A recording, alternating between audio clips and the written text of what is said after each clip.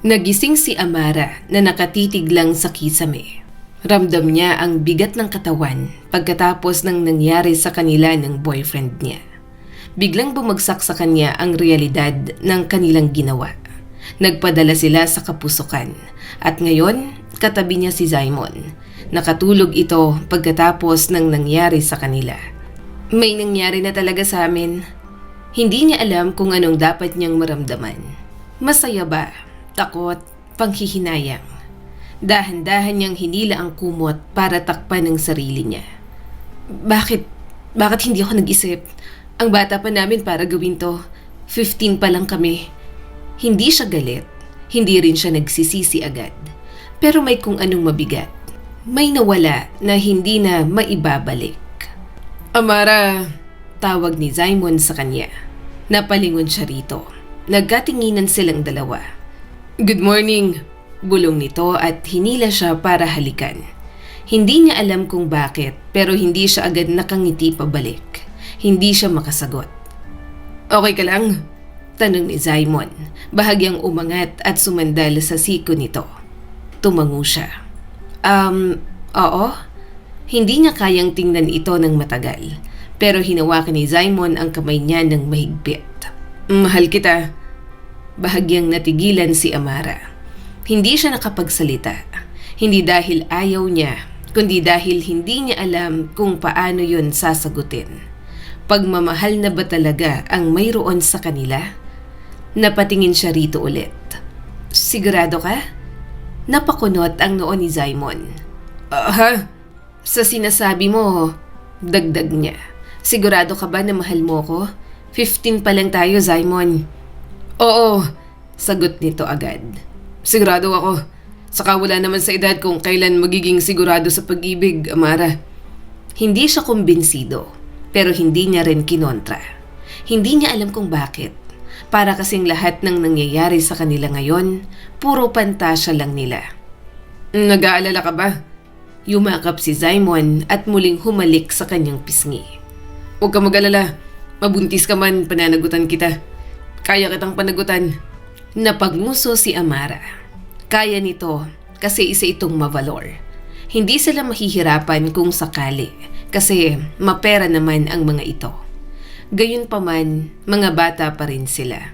May mga pangarap din siyang gusto pang abutin. Ayokong mabuntis ng maaga, Simon. Marami pa akong pangarap na gustong maabot. Usal ni Amara. I'm sorry. Hindi ko na rin napigilan ang sarili ko kanina. Next time, magdadala na ako ng kondom. Agad naman niya itong kinurot sa bilbil nito. Katatapos lang natin kanina. Nag-iisip ka na ng next time? Pili yung tumawa si Simon at malagkit na naman ang tingin sa kanya. Sinamaan naman ni Amara ang tingin. Hindi siya makapaniwala na makikita niya ang ganoong side ni Simon. Palagi niya lang kasi itong nakikita bilang mabait at inosenteng boyfriend. Napabuntong hininga ulit si Amara at umupo. Magbihis na tayo. Bakit? Tanong ni Simon. Anong bakit? Nasa kwarto kita at umuwi ka na kasi baka magising si Lola. Sagot niya at hinampas ang hita nito. Kailangan mo nang umuwi. Tumango naman ito at wala nang naging reklamo. Pero napansin niyang nakatingin pa rin ito sa kanya. Parang ayaw pa rin umalis. Tahimik silang nagbihis. Walang masyadong salita pero ramdam niya ang bigat. Habang nag-aayos siya ng damit, ramdam niya ang tingin ni Simon sa kanya. Amara. Pumunta ito sa likod niya at mahigpit siyang niyakap. Hindi kita iiwan. Para bang ramdam ng boyfriend niya na may bumabagabag sa kanya. Subalit hindi naman kasi yon ang pinag-aalala niya. Mas guilty lang siguro sa pakiramdam para sa kanyang sarili dahil 15 pa lang na isuko niya na ang sarili. Pakiramdam ni Amara ang landi-landi niyang teenager. Halika na, sabi niya at kumawala sa yakap nito. Lumabas sila ng kwarto ng dahan-dahan. Tiningnan niya ang sala. Tulog pa ang lola niya. Nakahinga siya ng maluwag. Hinilan niya si Simon palabas hanggang sa makarating sila sa labas ng bahay. Huminto siya sa may palayan. Dito ka na. Umuwi ka na. Saad ni Amara at medyo tinutulak pa si Simon. Pero hindi agad umalis ang kanyang boyfriend. Sa halip, lumapit ito at hinalikan siya ng mabilis. Parang hindi maubos-ubos ang pananabik sa kanya. "Simon," mahina niyang reklamo. Ngumiti ito pagkatapos ay hinalikan siya ulit. "Bukas susunduin kita. Magdadala ako ng kondom." Napairap siya. "Hindi pa ba sapat yung ngayon?" Tumawa si Simon. "Hindi. Parang hindi na magiging sapat. Na-addict ako. Gusto ko pa rin." Napalunok si Amara. Alam ng isip niya na mali. Pero hindi niya maitanggi na may parte rin sa kanya na nahuhumaling sa ginawa nila. Para silang mababangis na hayop na matagal nang nanahimik sa hawla at ngayong nakalaya na hindi na talaga mapigilan. Bago tuluyang tumalikod at naglakad palayo, hindi agad pumasok si Amara. Nakatayo lang siya roon. Pinagmamasdan ang papalayong likod ni Simon hanggang sa tuluyan itong mawala sa dilim.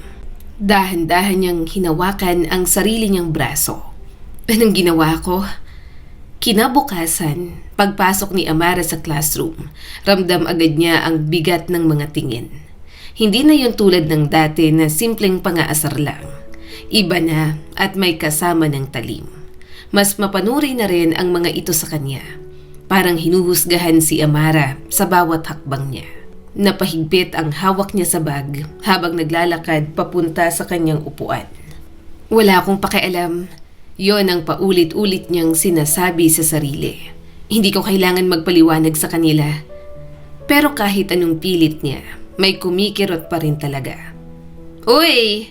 Mahina pero may diin na tawag ni Jillian. Hindi siya lumingon, hindi siya huminto. Dumiretso lang siya sa upuan niya. Tahimik na umupo at naglabas ng notebook. Umarte siyang parang wala siyang narinig. Pero hindi tumigil ang bulungan sa likod niya. Grabe, deadman na siya ngayon. Siyempre, mayaman na boyfriend eh. Hindi na kailangan makisama kasi nanggagamit na ng mavalor. May nahuhututan kasi ng pera. Kahit mataba na ayaw niya, papatulan niya kasi may pera. Saad pa ni Eman. Naiinis siyang bumaling sa mga ito. Pwede ba? Kung wala kayong sasabihin na maganda, magsitahimik kayo. Para kayong mga bubuyog dyan. Tinawanan lang siya ng mga ito. Gumanti naman siya ng irap. Pero lihim na kumuyom ang kanyang mga kamay. Hindi naman totoo yon.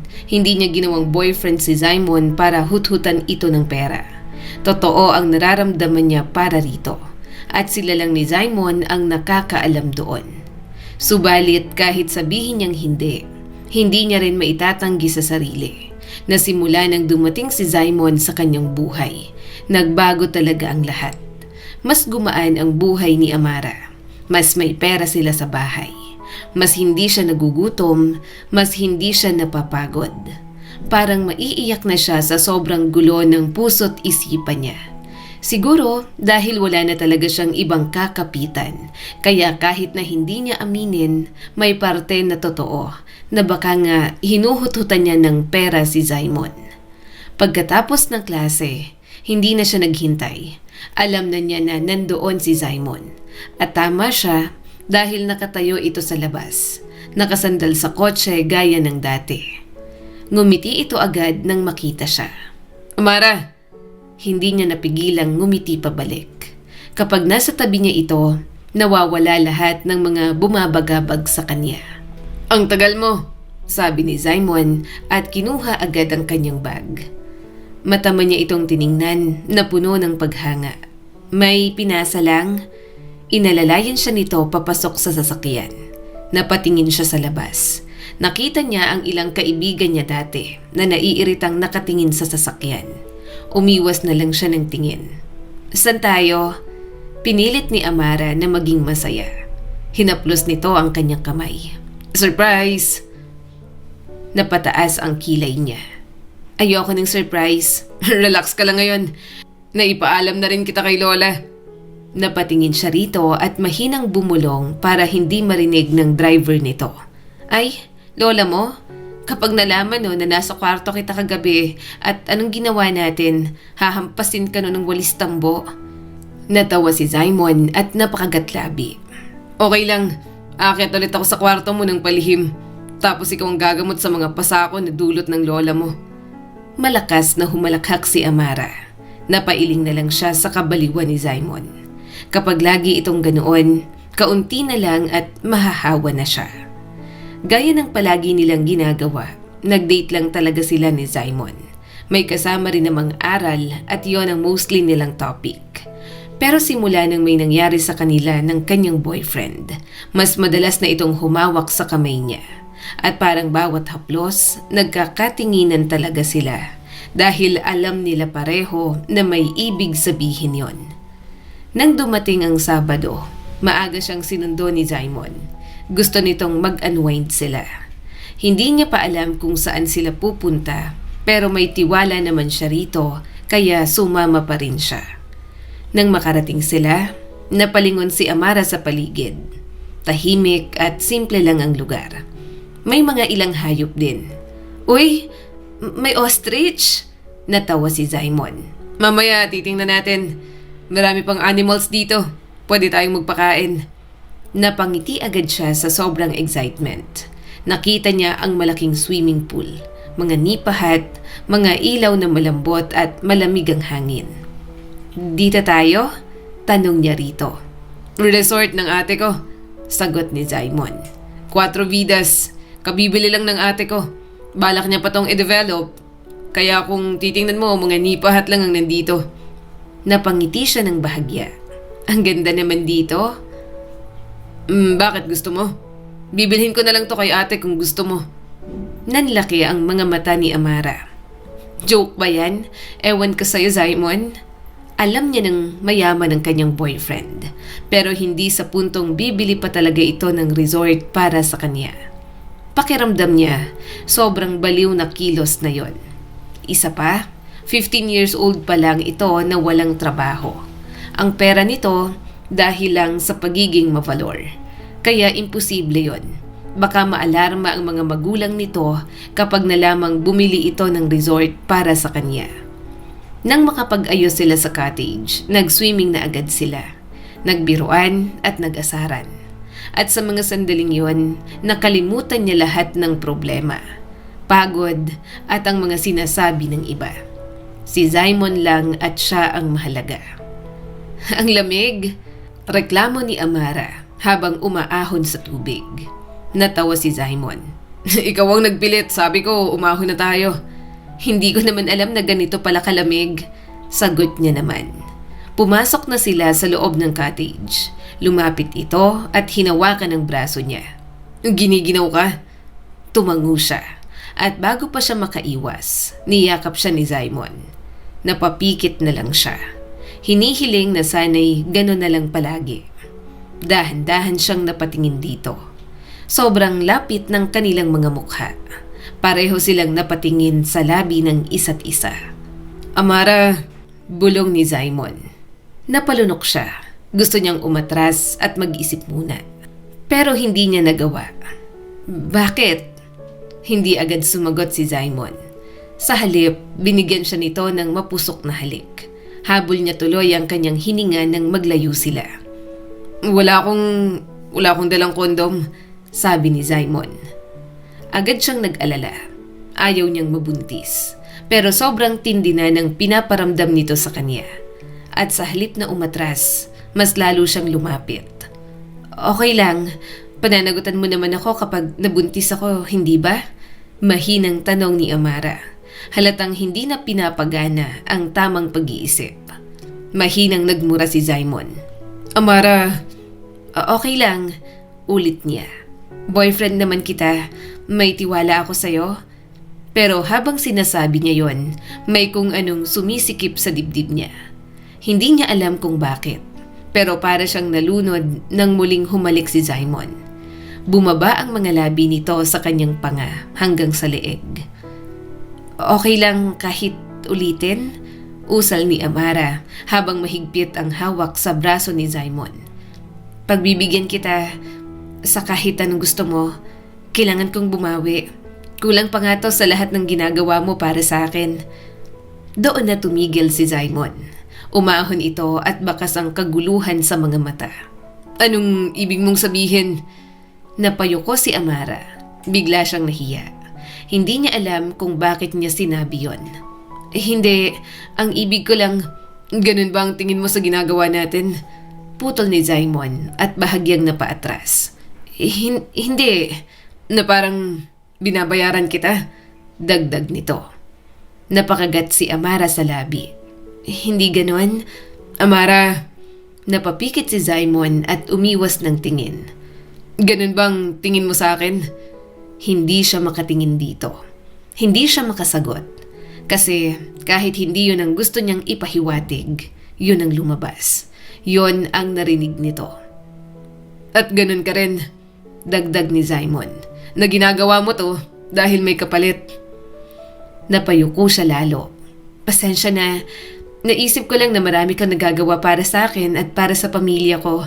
Wala akong alam na kahit ano para masuklian yon. Kaya kahit dito na lang. Dahan-dahan siyang nilapitan ni Zaimon at sa halip na magalit, niyakap siya nito ng mahigpit. Hindi ganun, Amara. Hindi kita tinutulungan para may kapalit akong makuha mula sa'yo. Para makuha ko ang katawan mo, hindi ganun yun. Tahimik siyang nakinig. Hindi siya makatingin, kaya hinawakan nito ang mukha niya.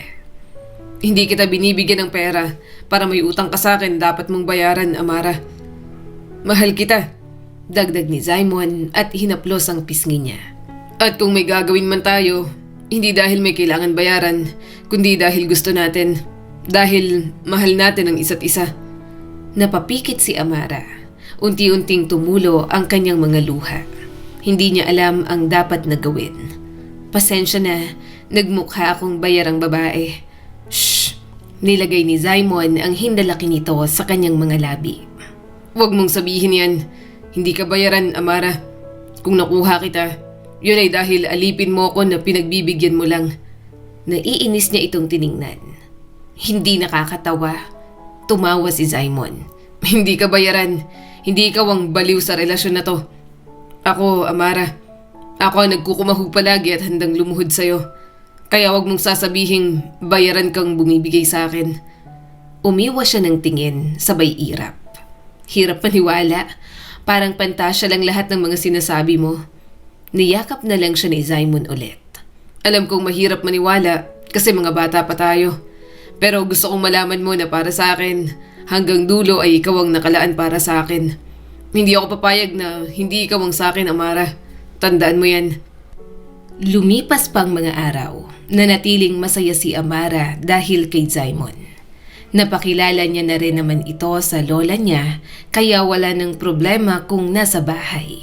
Bukod doon, napapagod na rin silang palaging nasa labas, kaya doon na lang sila nag-aaral sa sala. Alagaan mo ang apo ko palagi, ha?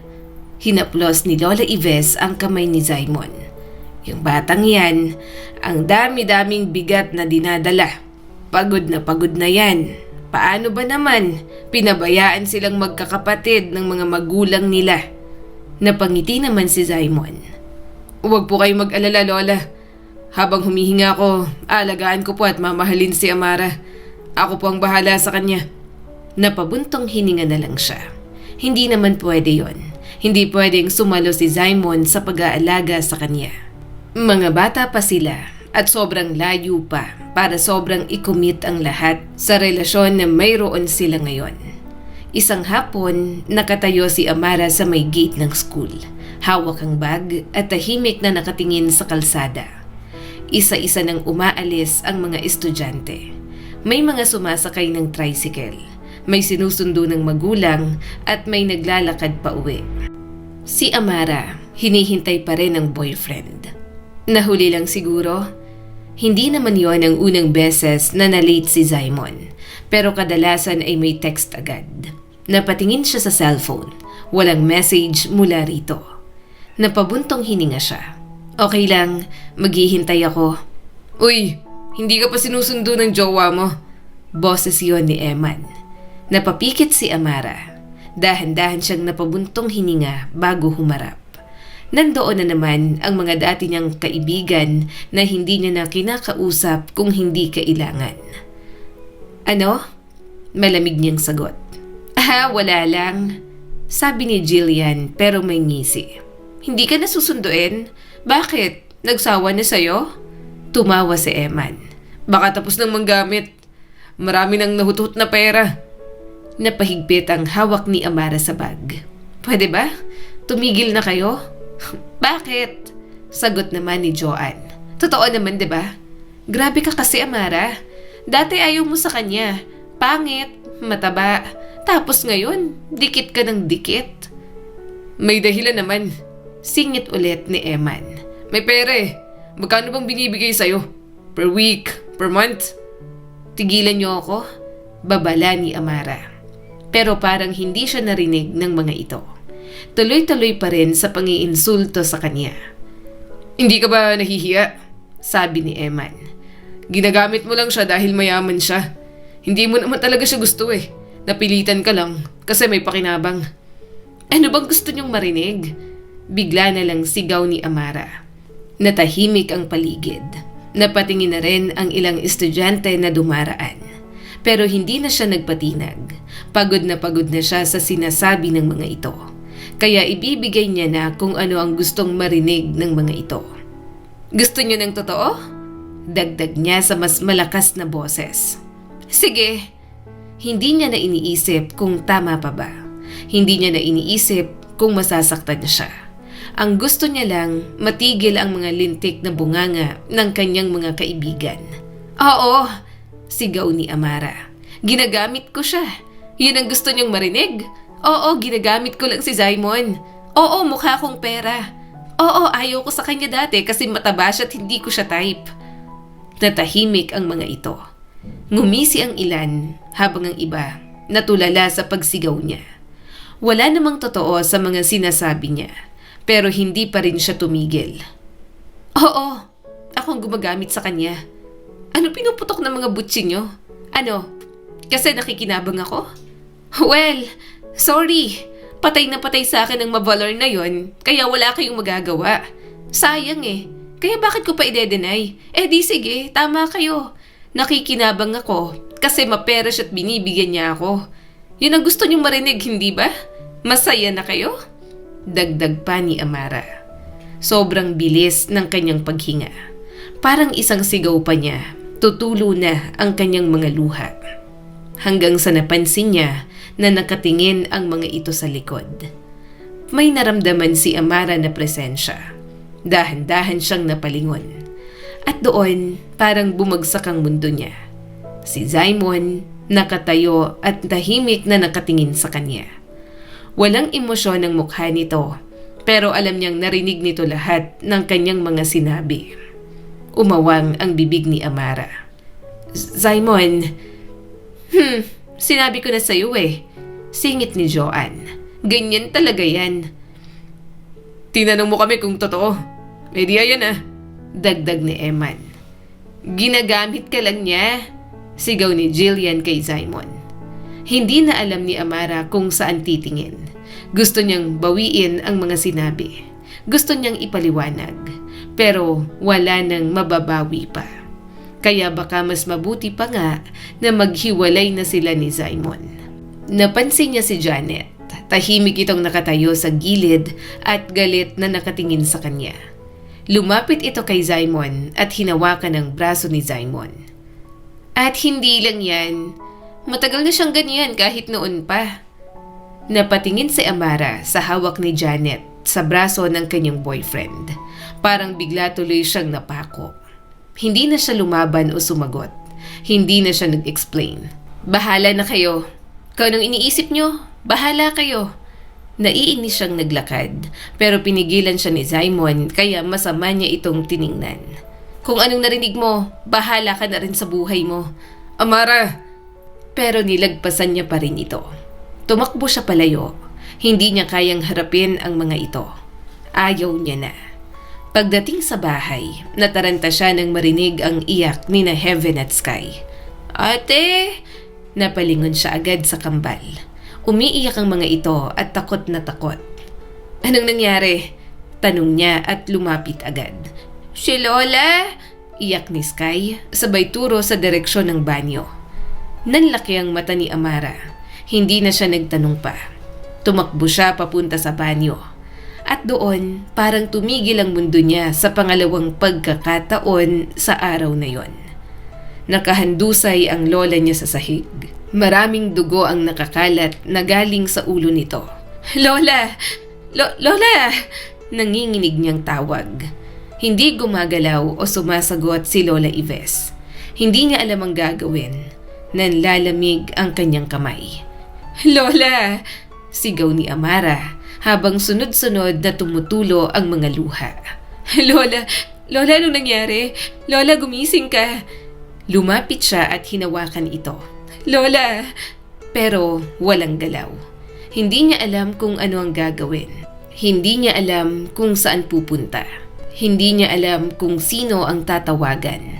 Hanggang sa narinig niya ang boses ni Simon. "Amara!" Habol ang hininga at nanlalaki rin ang mga mata nito sa nakita. Ano nangyari?" Hindi siya makasagot. Umiling lang siya at malakas na umiyak. Nanginginig na siya sa sobrang pag-iyak. Nadapa? Dugo? Hindi ko alam."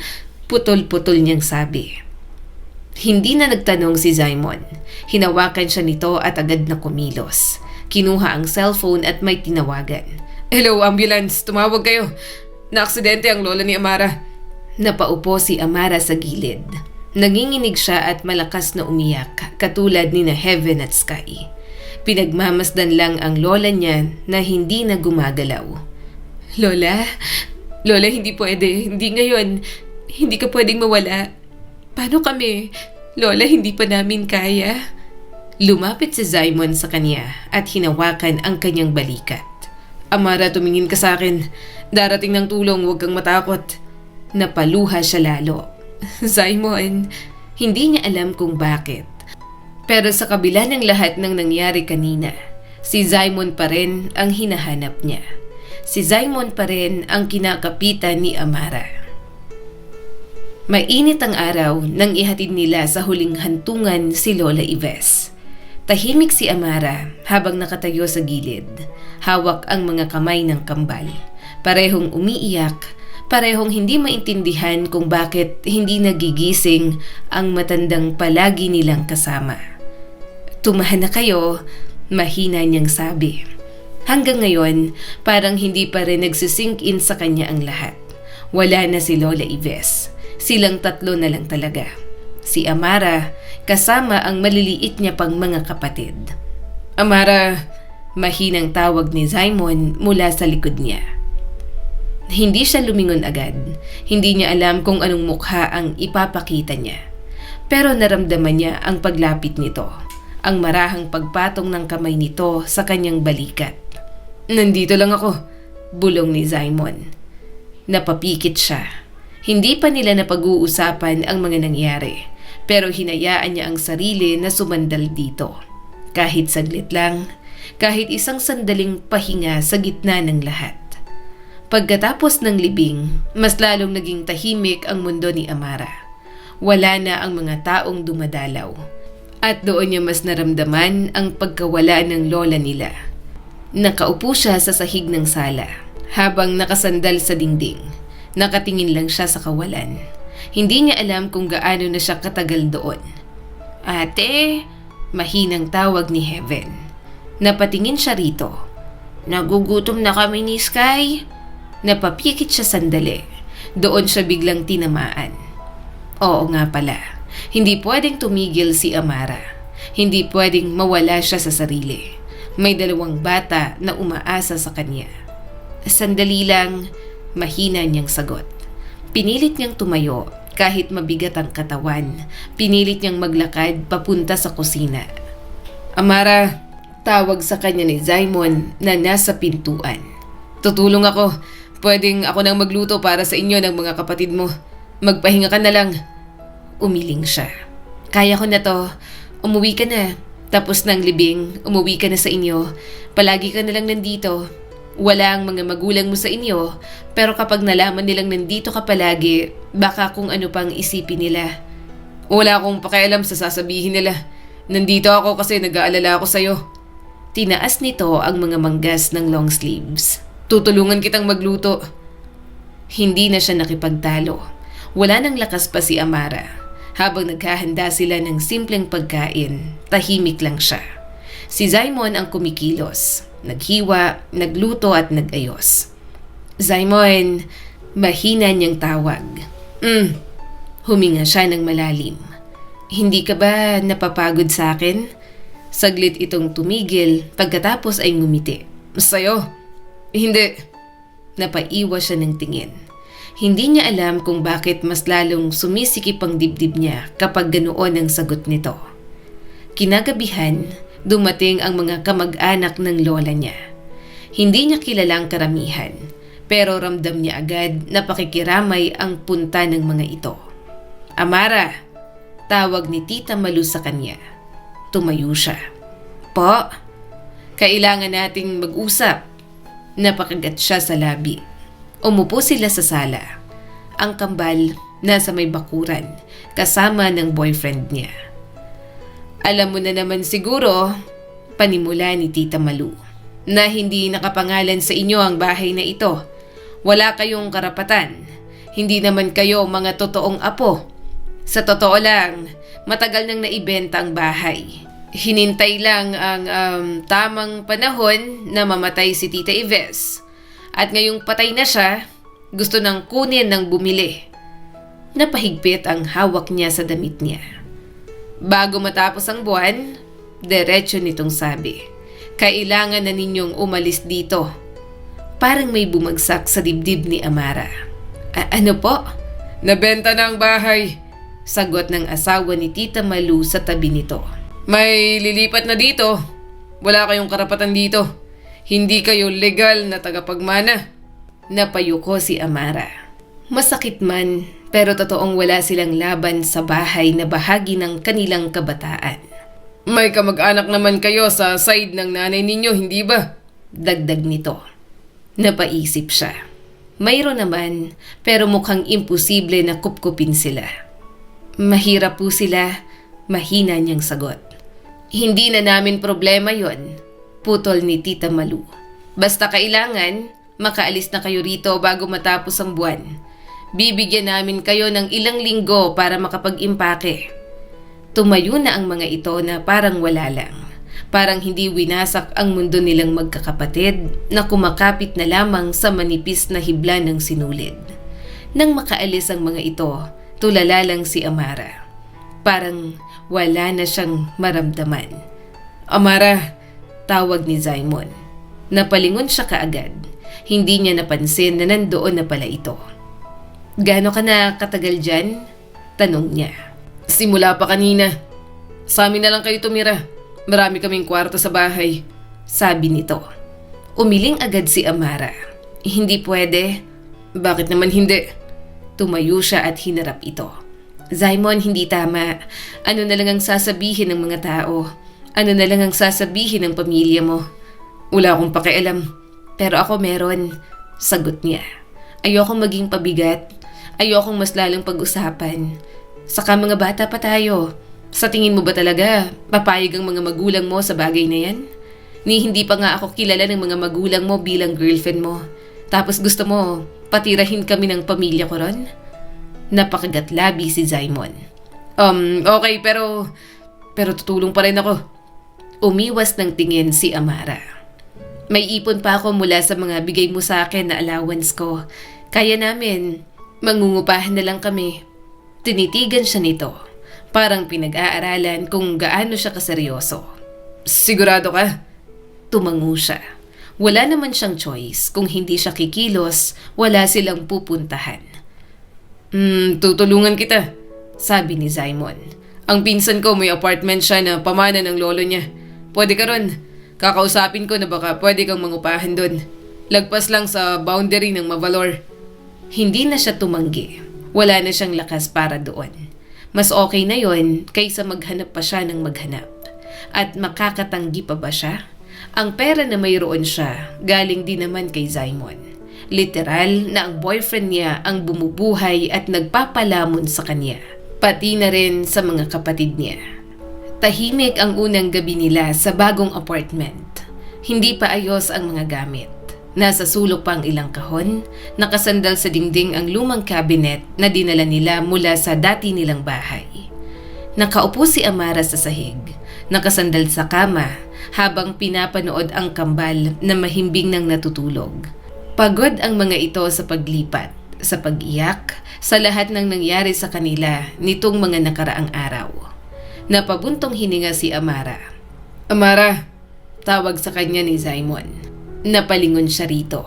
Nasa pintuan si Simon, hawak ang 2 bote ng tubig at isang supot na may lamang tinapay.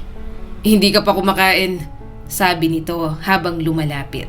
Umiling siya. "Hindi pa ako gutom, wala akong gana." Pero makulit pa rin ang boyfriend niya. Umupo ito sa tabi niya at iniabot ang tinapay. "Kahit kaunti lang, kumain ka. Pumayat ka na. Baka kapag niyakap kita, madurog ka lang ng tabako sa katawan." Napatingin ulit siya rito. Ngumiti lang ito at napakamot sa batok. Para bang walang nangyari. Para bang hindi ito nasaktan sa mga sinabi niya sa harap ng kanyang mga kaklase. Napalunok si Simon. "Alam kong hindi ka gutom gaya ng sabi mo. Pero alam mong kailangan mong kumain. Kailangan mong magpatuloy. Sige na, kumain ka na. Please." Kinuha niya yon at kumagat. Napangiti ito at sinabayan siyang kumain ng tinapay. Tahimik lang silang dalawa. Naririnig lang ang mahinang electric fan at ang paghinga ng kambal. "Okay ka lang?" tanong ni Simon. Napangiti siya ng pilit. Kaya pa. Huminga ng malalim ang kanyang boyfriend. "Hindi mo kailangan magpakatatag palagi. Kung hindi ako magiging matatag, sino? Ikaw? Hindi pwede. Hindi ka naman dito nakatira. Hindi mo naman sila responsibilidad. Hindi sa lahat ng pagkakataon, lagi kang nasa likod ko para alalayan ako. Ikaw na ngang nagpapalamon sa amin." Bumaha ang sakit ni Simon. "Huwag mo namang sabihin ng ganyan. Magaan sa akin na tumulong sa'yo." Ramdam ni Amara na medyo nasaktan ito. Pero hindi niya na binawi. Kailangan niyang maging malinaw. Naisipan niyang bumalik sa pagtatrabaho. Sobrang nakakahiya na ang ginagawa niya. Para na siyang binabahay ni Simon. Baka nga kasi tama ang ibang tao tungkol sa kanya. Manggagamit siya. Nakakita siya ng paraan para hindi na mahirapan. Kaya sinunggaban niya na. Pero masisisi ba siya roon? 13 pa lang siya, nagsimula siyang magtrabaho. Hindi siya sanay sa ganoong buhay. Naghirap sila pero lumaki silang may kaya sa buhay. Lalo na noong bata pa siya. Kaya nang makahanap ng paraan para magpahinga, tinanggap na agad ni Amara kahit pa dahil sa isang tao. "Kaya ko," dugtong niya. "Kailangan kong kayanin." Naramdaman niya ang marahang paghawak ni Simon sa kamay niya. "Hindi ko inaagaw sa iyo yun. Alam kong kinakaya mo para sa inyo at para sa mga kapatid mo. Gusto ko lang kahit paano na hindi mo maramdaman na nag-iisa ka." Lumipas ang ilang araw. Unti-unti nilang inayos ang apartment. Simpleng ayos lang. May sarili siyang kwarto at sa kabila naman ang kambal. Nagpatuloy ang buhay nila gaya ng dati kahit wala na si Lola Ives. Pumasok sa school na parang walang nangyari. Si Simon naman pabalik-balik sa apartment. Parang hindi alam ang sasabihin sa kanya. Minsan nakatingin lang sa kanya, nakikikain o nakikipagkulitan sa kambal. "Amara," tawag ni Simon isang hapon habang nag-aayos siya ng mga gamit. Mukhang hindi nakayanin ang pananahimik niya. "Pwede ba tayong mag-usap? Okay na bang pakiramdam mo?" Napakagat siya sa labi. "Simon, okay lang kung makikipaghiwalay ka na sa akin." Umawang agad ang bibig nito at agad na lumapit. "Ha? Anong makikipaghiwalay? Hindi yun ang pag-uusapan natin at hindi mangyayari yun." Hindi pa rin nagbago ang isip ni Simon. Nananatili pa rin ito sa kanya. Dahan-dahan siyang lumingon dito. "Sorry," napakunot ang noo nito. "Para saan? Sa lahat ng sinabi ko noon?" Sagot niya. "Sa harap ng mga kaklase ko, sa mga nasabi ko sa'yo." Umiling si Simon. "Hindi ako naniwala doon." Umismid si Amara. "Pwede ba? Alam ko at kita ko na naniwala ka. Nasaktan ka. Pero ang baliw niyang boyfriend tumawa lang. Okay, nasaktan naman ako. Kaunti lang. Pero totoo naman kasi, mataba naman talaga ako at hindi mo naman talaga ako type. Kasi kung type mo ako, una pa lang sana pinansin mo na ako. Parang may kumurot sa puso niya. Kahit na, sorry pa rin, masasakit ang mga sinabi ko. Nainis lang ako, paulit-ulit na lang sila. At naisip ko rin na baka nga tama sila na ginagamit lang kita. Kasi tingnan mo nga, halos ikaw nang bumubuhay sa amin. Lumapit ito at niyakap siya. Huwag mo nang isipin pa. Ginagawa ko to kasi mahal kita. Huwag mong isipin ang sinasabi nila. Wala naman akong pakialam sa kanila. Ikaw lang ang pinaniniwalaan ko. Sa'yo lang ako makikinig. Napahigpit ang yakap ni Amara. Hindi niya alam kung bakit binigyan siya ng ganoong klaseng tao. Na mahal siya at handa siyang samahan sa kahit na ano. Hindi ko alam kung paano maging girlfriend na tama. Naluluhang sabi ni Amara. Walang tama umalis sa pagmamahal. Basta, totoo ang nararamdaman mo. Sapat na sa akin, Amara. Masayang masaya na ako. Lumipas ang ilang araw. Nagbalik siya sa trabaho sa kantinang ospital. Kahit bakasyon, mas pinili niyang magtrabaho kaysa tumambay lang sa bahay. At yon ang mas tamang gawin kaysa umasa sa pera ni Simon. Hindi na niya gustong umasa kay Simon. Kahit pagaano ito kabait, pakiramdam niya kailangan niyang bumawi. Kailangan niyang patunayan na kaya niya rin. Pero hindi natuwa ang boyfriend niya nang malaman yon. Bakit ka pa nagtatrabaho? Tanong nito sa kanya isang gabi habang magkausap sila sa labas ng ospital. Para may sarili akong pera, diretso niyang sagot. May allowance ka naman. Nagpapadala ako kahit wala pa ring pasok. Simon, mahina niyang putol. Ayoko nang umasa lang sa'yo. Napakunot ang noo nito. Hindi ka naman umaasa. Girlfriend kita at natural lang na tulungan kita. Pero sobra na, mahina niyang sabi. Pakiramdam ko, nawawala na ako sa sarili ko. Puro na lang ako tanggap ng tanggap sa'yo. Kailangan kong tumayo sa sarili kong mga paa. Kapag hindi ko nagawa yun, pakiramdam ko, isa lang akong malaking kabiguan. Natahimik si Simon. Bakas ang sakit at pag-aalala sa mukha nito. Amara naman, please, gusto ko kahit papano may sarili akong kaya. Hindi yung ikaw na lang palagi ang kumikilos para sa akin. Hindi agad sumagot si Simon hanggang sa napabuntong hininga na lang ito. Ay, ang kulit mo talaga. Bahagya siyang napangiti. Sana hindi na natin to pagtalunan pa. Sa huli, wala itong nagawa kundi tanggapin ang desisyon niya. Gaya ng dati, naghihintay si Simon sa kanya tuwing madaling araw. Napapangiti agad kapag nakikita siya. Pagod ka? Tanong nito habang hinihilot ang kanyang kamay. Kaunti lang, sagot naman ni Amara. Halika na. Hindi niya maiwasang mapangiti. Kahit pagod siya, gumagaan ang pakiramdam niya kapag kasama ito.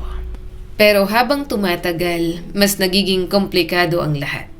Mas nagiging malapit sila sa isa't isa. Mas nagiging pisikal ang relasyon nila. Hindi niya na rin minsan mapigilan ang kanyang sarili.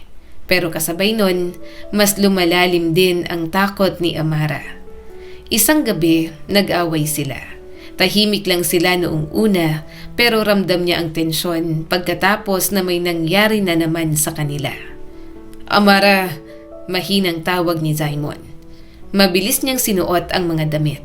Umuwi ka na, huwag muna tayong magkita. Bakas ang takot dito at agad na bumangon. I'm sorry, hindi ko sinasadya. Napatingin siya rito. Anong sorry? Anong hindi mo sinasadya? Sinadya mo na hindi magsuot ng kondom? Ganon? Pinayagan kita, di ba? Okay, baka nakalimutan mo lang. Kaso nang inaaway kita, tuloy-tuloy ka na. Sorry, dagdag nito at inabot agad ang kamay niya. Hindi ko naisip. Napalunok si Amara. Hindi niya alam kung anong mararamdaman. Ano ba talagang gusto mong mangyari? Mabuntis mo ako ng maaga? Ang bata pa nating dalawa, Simon. Hindi ito nakapagsalita. Nakita niyang kumikislap na ang mga luha nito. Umiwas na lang siya ng tingin at ginulo ang buhok.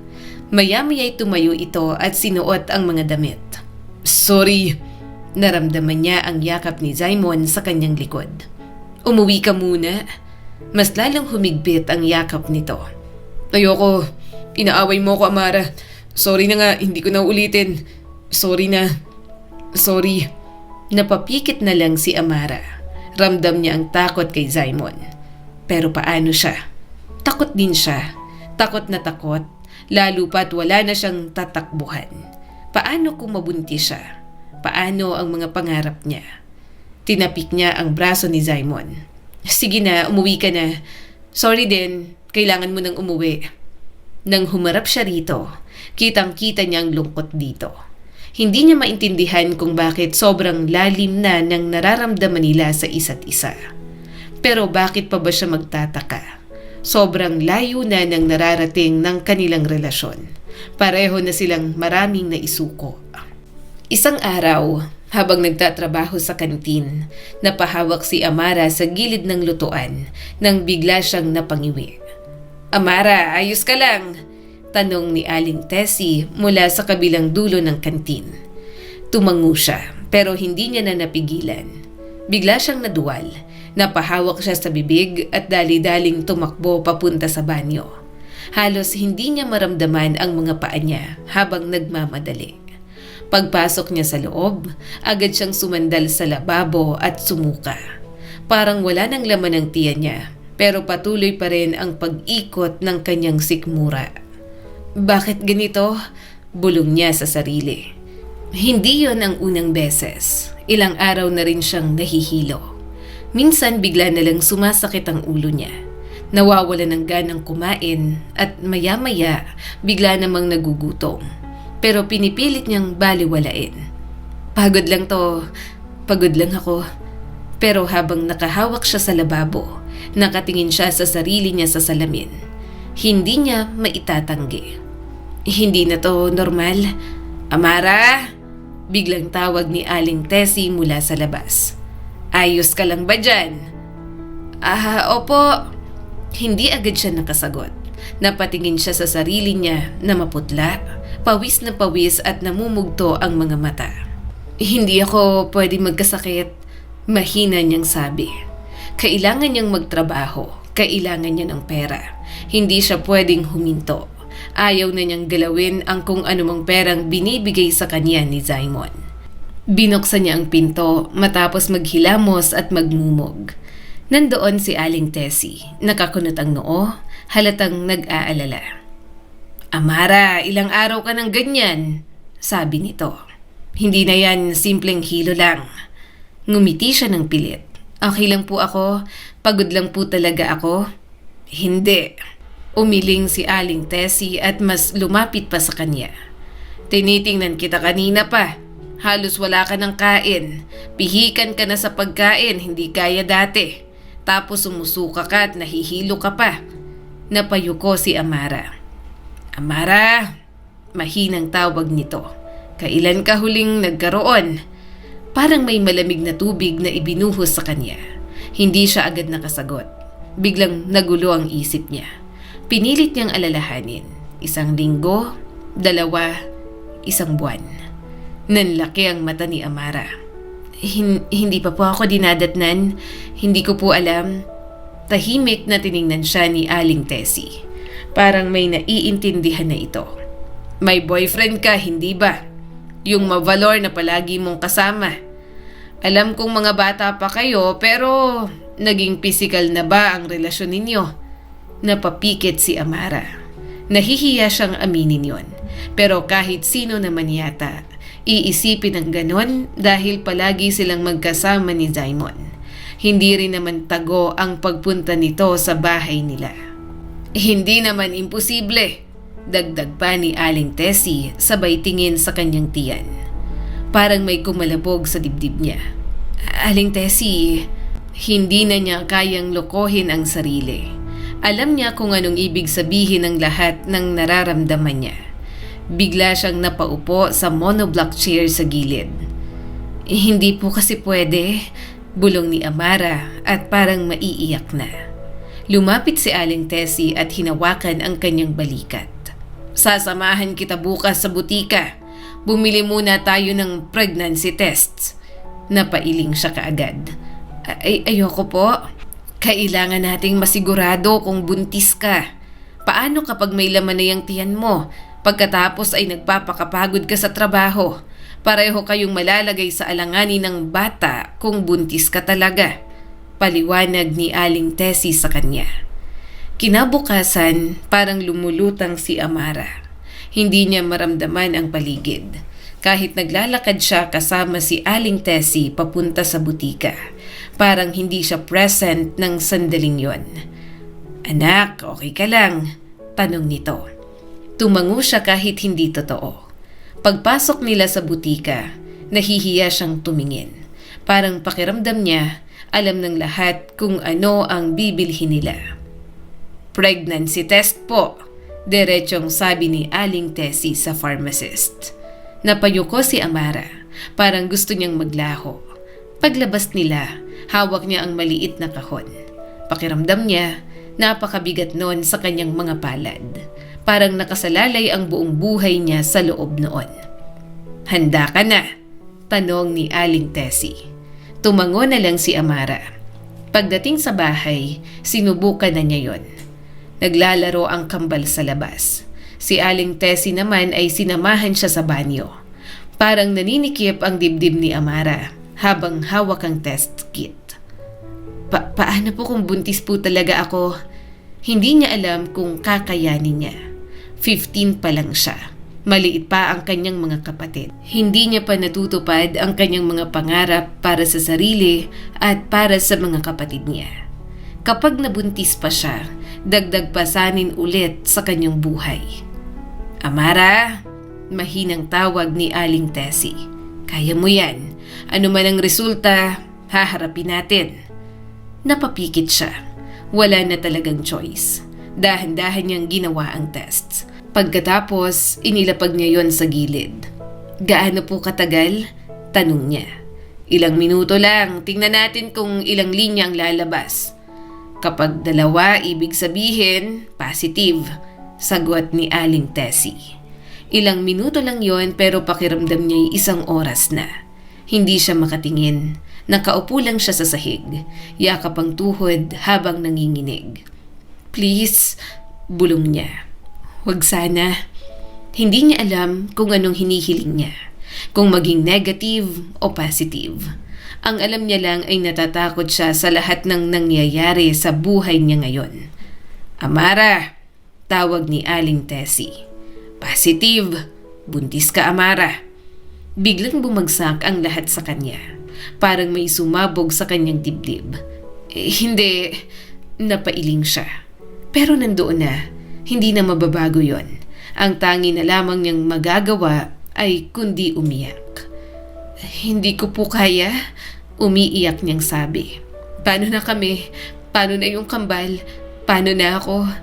Lumapit si Aling Tessie at niyakap siya. Iiyak mo lang. Humagulgol si Amara. Lahat ng takot, pagod, pangamba, sabay-sabay na lumabas. Ang bata ko pa po, sabi niya sa pagitan ng hikbi. Hindi ko pa kaya. Wala pa akong nararating. Hirap na hirap pa po kaming magkapatid. Umaasa lang po kami sa iba. Mas hinigpitan ni Aling Tessie ang yakap sa kanya. Hindi kita huhusgahan. Wala kang magulang na gumagabay sa'yo.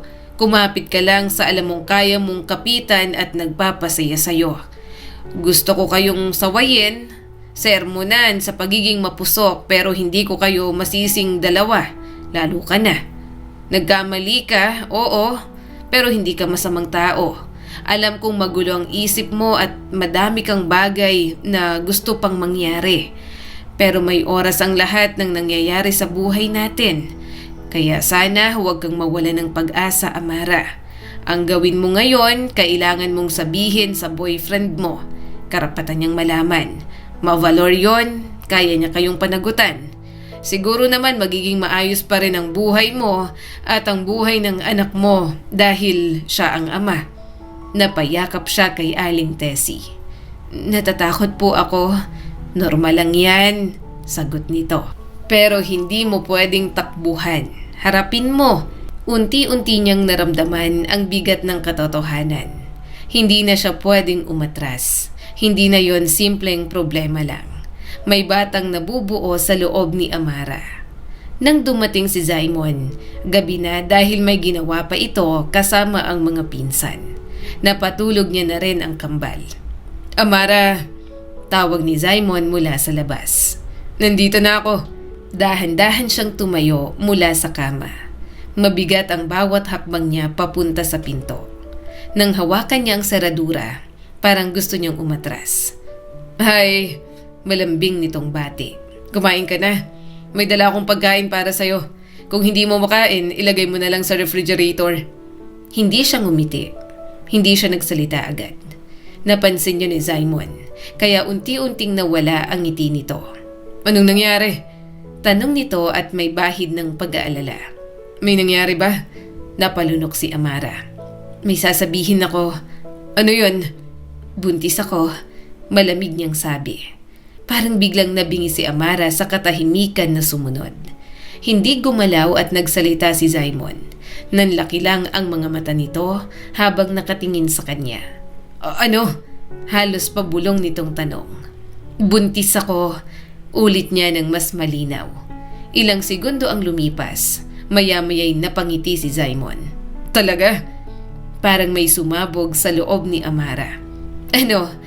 Bakit kang umingiti? Bakit parang masaya ka? Hindi ka ba nag-aalala?" "Problema to." Hindi agad nakasagot si Zaimon. Parang naguguluhan pa ito sa naging reaksyon niya. Hindi ko alam pero Amara, may bibi na tayo. Hindi ka ba masaya?" Parang sinaksak ang puso niya sa narinig. "At ikaw masaya? Paano ko magiging masaya? Zaimon, baka nakakalimutan mo. Mga menor de edad pa lang tayo. Bakit ka masaya?" "Amara, alam mo ba kung anong sinasabi mo?" Halos magwala siya. "Buntis ako, Zaimon. Buntis ako at natutuwa ka?" Napaatras si Zaimon at gulat na gulat. Hindi ganun." "Hindi ganun?" Putol niya. "Anong hindi ganun? Ano bang iniisip mo? Sinadya mo ba to? Sinadya mo ba na mabuntis ako?" Napayuko si Zaimon.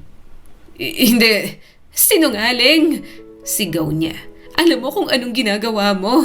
Alam mo na walang proteksyon. Ilang beses, Zaimon. Ilang beses. Hindi mo alam?" Napatawa siya ng mapait. "Talaga hindi mo alam? O gusto mo lang magpaka-inosente? Sabagay, bakit ikaw lang ang sinisisi ko? Kasalanan ko rin naman, 'di ba? Pinayagan ko ang sarili ko na maging mapusok kasama ka. Paano na ako? Paano ng mga pangarap ko? Paano na yung mga kapatid ko? Sino nang mag-aalaga sa kanila?" Lumapit ito pero umatras siya. "Huwag kang lalapit," malamig niyang sabi. Parang maluluha na si Zaimon. "Paninindigan kita. Hindi kita pababayaan. Aalagaan kita. Aalagaan ko kayo." Napailing si Amara habang tumutulo ang mga luha. "Hindi mo naiintindihan ang pinupunto ko. Ang dali-dali para sa'yo na sabihin yan. Hindi tayo pareho. Hindi mo naiintindihan kasi hindi ka kagaya ko. Lumaki kang mayaman, Zaimon. Hindi mo kailangan magtrabaho para lang kumain. Hindi mo kailangan isipin kung saan kukuha ng panggastos kinabukasan. Hindi mo kailangan mag-alaga ng mga kapatid habang nag-aaral." Napayuko si Zaimon. "Pero ako?" Nanginginig ang boses ni Amara. "Ako, Zaimon, pagod na ako. Tapos ngayon eto pa. Hindi ko kaya." Natatakot na lumapit si Zaimon. "Tutulungan kita. Ako nang bahala sa mga kapatid mo. Pwede ka pa rin mag-aral. Huwag kang matakot." Napatawa si Amara. Pero walang bakas ng saya roon. "Hindi mo pera yon. Tigilan mo ako sa ako nang bahala mo. Wala ka pang napapatunayan sa buhay mo. Umaasa ka pa rin sa mga magulang mo. Sa tingin mo matutuwa sila na maaga kang nakabuntis? Ha? Zaimon, mag-isip ka naman. Hindi palaging masaya. Hindi lang sa relasyon natin umiikot ang lahat." Parang tinamaan si Zaimon. Nakita niya ang mabilis na pagpatak ng mga luha nito. "Masisisi mo ba ako?" "Oo, sinadya ako. Ginusto kong mabuntis ka para wala ka ng kawala at hindi mo maisip na iwan ako. Na tayo hanggang huli." Malakas niya itong sinampal. Kahit siya ay nagulat na rin sa nagawa. Pero hindi na rin talaga mapigilan ni Amara ang sarili. Hindi ka nag-iisip ng tama, Simon. Sumbat niya rito. Hinawakan nito ang mga braso niya. Oo, hindi nga. Ano ngayon? Amara, ano ngayon kung handa ako masira sa mga desisyon ko na to? Mahal kita. Mahal na mahal kita, Amara. Kahit sinasabi mong mga bata pa tayo, sigurado na ako sa nararamdaman ko. Eh ikaw, mahal mo ba ako? Katulad ba ng pagmamahal ko ang pagmamahal mo? Araw-araw, palagi na lang akong natatakot na baka isang araw, maisipan mong iwan ako, na kung hindi ako isang mavalor, baka hindi mo rin naman ako pinansin. Kung ikaw ang kapalit, kahit maubos ako, okay lang. Ganun kita kamahal. Samantalang ikaw, kaya mo na wala ako, di ba? Kaya araw-araw akong natatakot. Hindi niya na napigilan ang mga hikbi. Sinuntok niya ang dibdib nito. Subalit hinawakan ni Simon ang mga kamay niya. Nang manghina siya, mahigpit siyang nayakap nito. Kaya kong panindigan to, mahina nitong sabi. Kaya kong matuto para sa'yo, para sa baby natin. Anong gusto mong gawin ko? Sabihin mo lang, gagawin ko. Pero hindi siya tumugon. Hindi niya alam ang sagot. Hindi niya alam kung ano ang gusto niya. Ang alam lang niya, pagod na talaga siya. Kaya tinalikuran niya si Simon. Amara, tawag nito. Pero hindi siya huminto. Pumasok siya sa loob ng bahay at bago pa siya mapigilan, isirnara niya na ang pinto ng malakas. Sa kwarto na lang niya ibinuhos lahat ng frustrations na kanyang nararamdaman. Malalim na ang gabi nang muling bumukas ang pinto ng kwarto ni Amara. Tahimik ang buong bahay. Naririnig lang niya ang mahinang paghinga ng kambal mula sa kabilang kwarto at ang paminsan-minsang tunog ng kuliglig sa labas. Hindi pa rin siya makatulog. Paulit-ulit sa isip niya ang mga nangyari kanina, ang mga sinabi niya at ang mga sinabi ni Simon. Ang sakit, bulong niya sa sarili. Napahawak si Amara sa dibdib. Hindi niya alam kung alin ang mas mabigat, ang galit niya o ang guilt na unti-unting kumakain sa kanya. Masakit din yun sa kanya. Hindi niya gustong saktan si Simon. Kahit kailan, hindi niya yun ginusto. Pero hindi rin niya kayang itago ang lahat ng nararamdaman niya. Hindi niya kasi naiintindihan. Huminga siya ng malalim at tumayo. Lumabas siya ng kwarto ng dahan-dahan para hindi magising ang kambal. Dumiretso siya sa kusina at kumuha ng isang baso.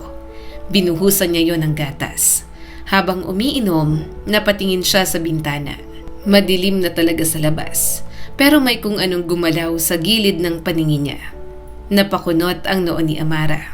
Ano yon? Dahan-dahan siyang lumapit sa pintuan at binuksan yon. Sumalubong ang malamig na hangin at doon niya nakita si Simon na nakahiga sa duyan. Hindi pa siya umaalis? Lumapit siya ng kaunti. Kita niyang paggalaw ng katawan nito. Tulog ito pero napapangiwi.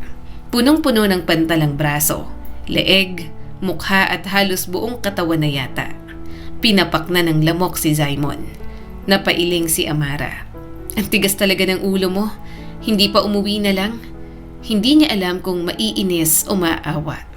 Lumapit siya at parahang tinapik ang balikat nito. Simon! Simon, gising! Umungol ito ng mahina. Simon! Ulit niya ng mas madiin. Dahan-dahang dumilat si Simon. Namumula ang mata nito at mukhang pagod na pagod. Pagkakita sa kanya, bahagya itong napangiti. Amara! Napairap siya, pero hindi niya maitago ang pag-aalala. Bakit nandito ka pa? Umuwi ka na. Umiling si Simon. Kahit halatang inaantok pa. Ayoko. Ano bang ayoko? Umuwi ka na. Tingnan mo ang sarili mo. Kinakagat ka na ng lamok. Okay lang. Mahina nitong sagot. Dito lang ako. Kailangan nating mag-usap. Napabuntong hininga si Amara. Ang kulit mo. Puro kagat ka na ng lamok oh. Hindi naman kita kayang pabayaan dito. Pumasok ka na nga. Nagulat ito. Pumasok ka na sabi? Ulit niya. Bago ka pa kainin ng lamok. Dahan-dahang bumangon si Simon. Halatang nanghihina pero sumunod pa rin. Pagpasok nila sa loob, agad niyang sinara ang pinto at binuksan ang ilaw. Napangiwi siya nang makita ng mas malinaw ang balat nito. Grabe ka, Bulong ni Amara. Para kang may tigdas? Bahagyang natawa si Zaimon. Inaaway mo kasi ako. Ako pang sinisisi mo? Kasalanan mo. Sinabi kong umuwi ka na. Pumunta siya sa cabinet at kumuha ng lotion na ginagamit niya sa kambal kapag kinakagat ng lamok. Umupo ka. Sumunod naman si Zaimon na parang bata. Lumapit siya at dahan-dahang nilagyan ng lotion ang braso nito. Hindi siya makatingin sa mata ng boyfriend niya. Tahimik lang siya pero ramdam niya ang tingin ni Zaimon sa kanya. Galit ka pa ba? Mahinang tanong nito. Hindi siya agad sumagot. Patuloy lang siya sa paglalagay ng lotion. Hindi ko alam. Biglang hinawakan ni Zaimon ang kamay niya. Napatingin siya rito nang dahan-dahan din itong hinawakan ang kanyang pisngi. Sorry, bulong nito. Lumapit si Zaimon at sumubsob sa leeg niya. Napasinghap si Amara. Sorry, ulit nito ng mas mahina. Natakot lang ako. Natakot na mawala ka. Hindi ko gustong saktan ka.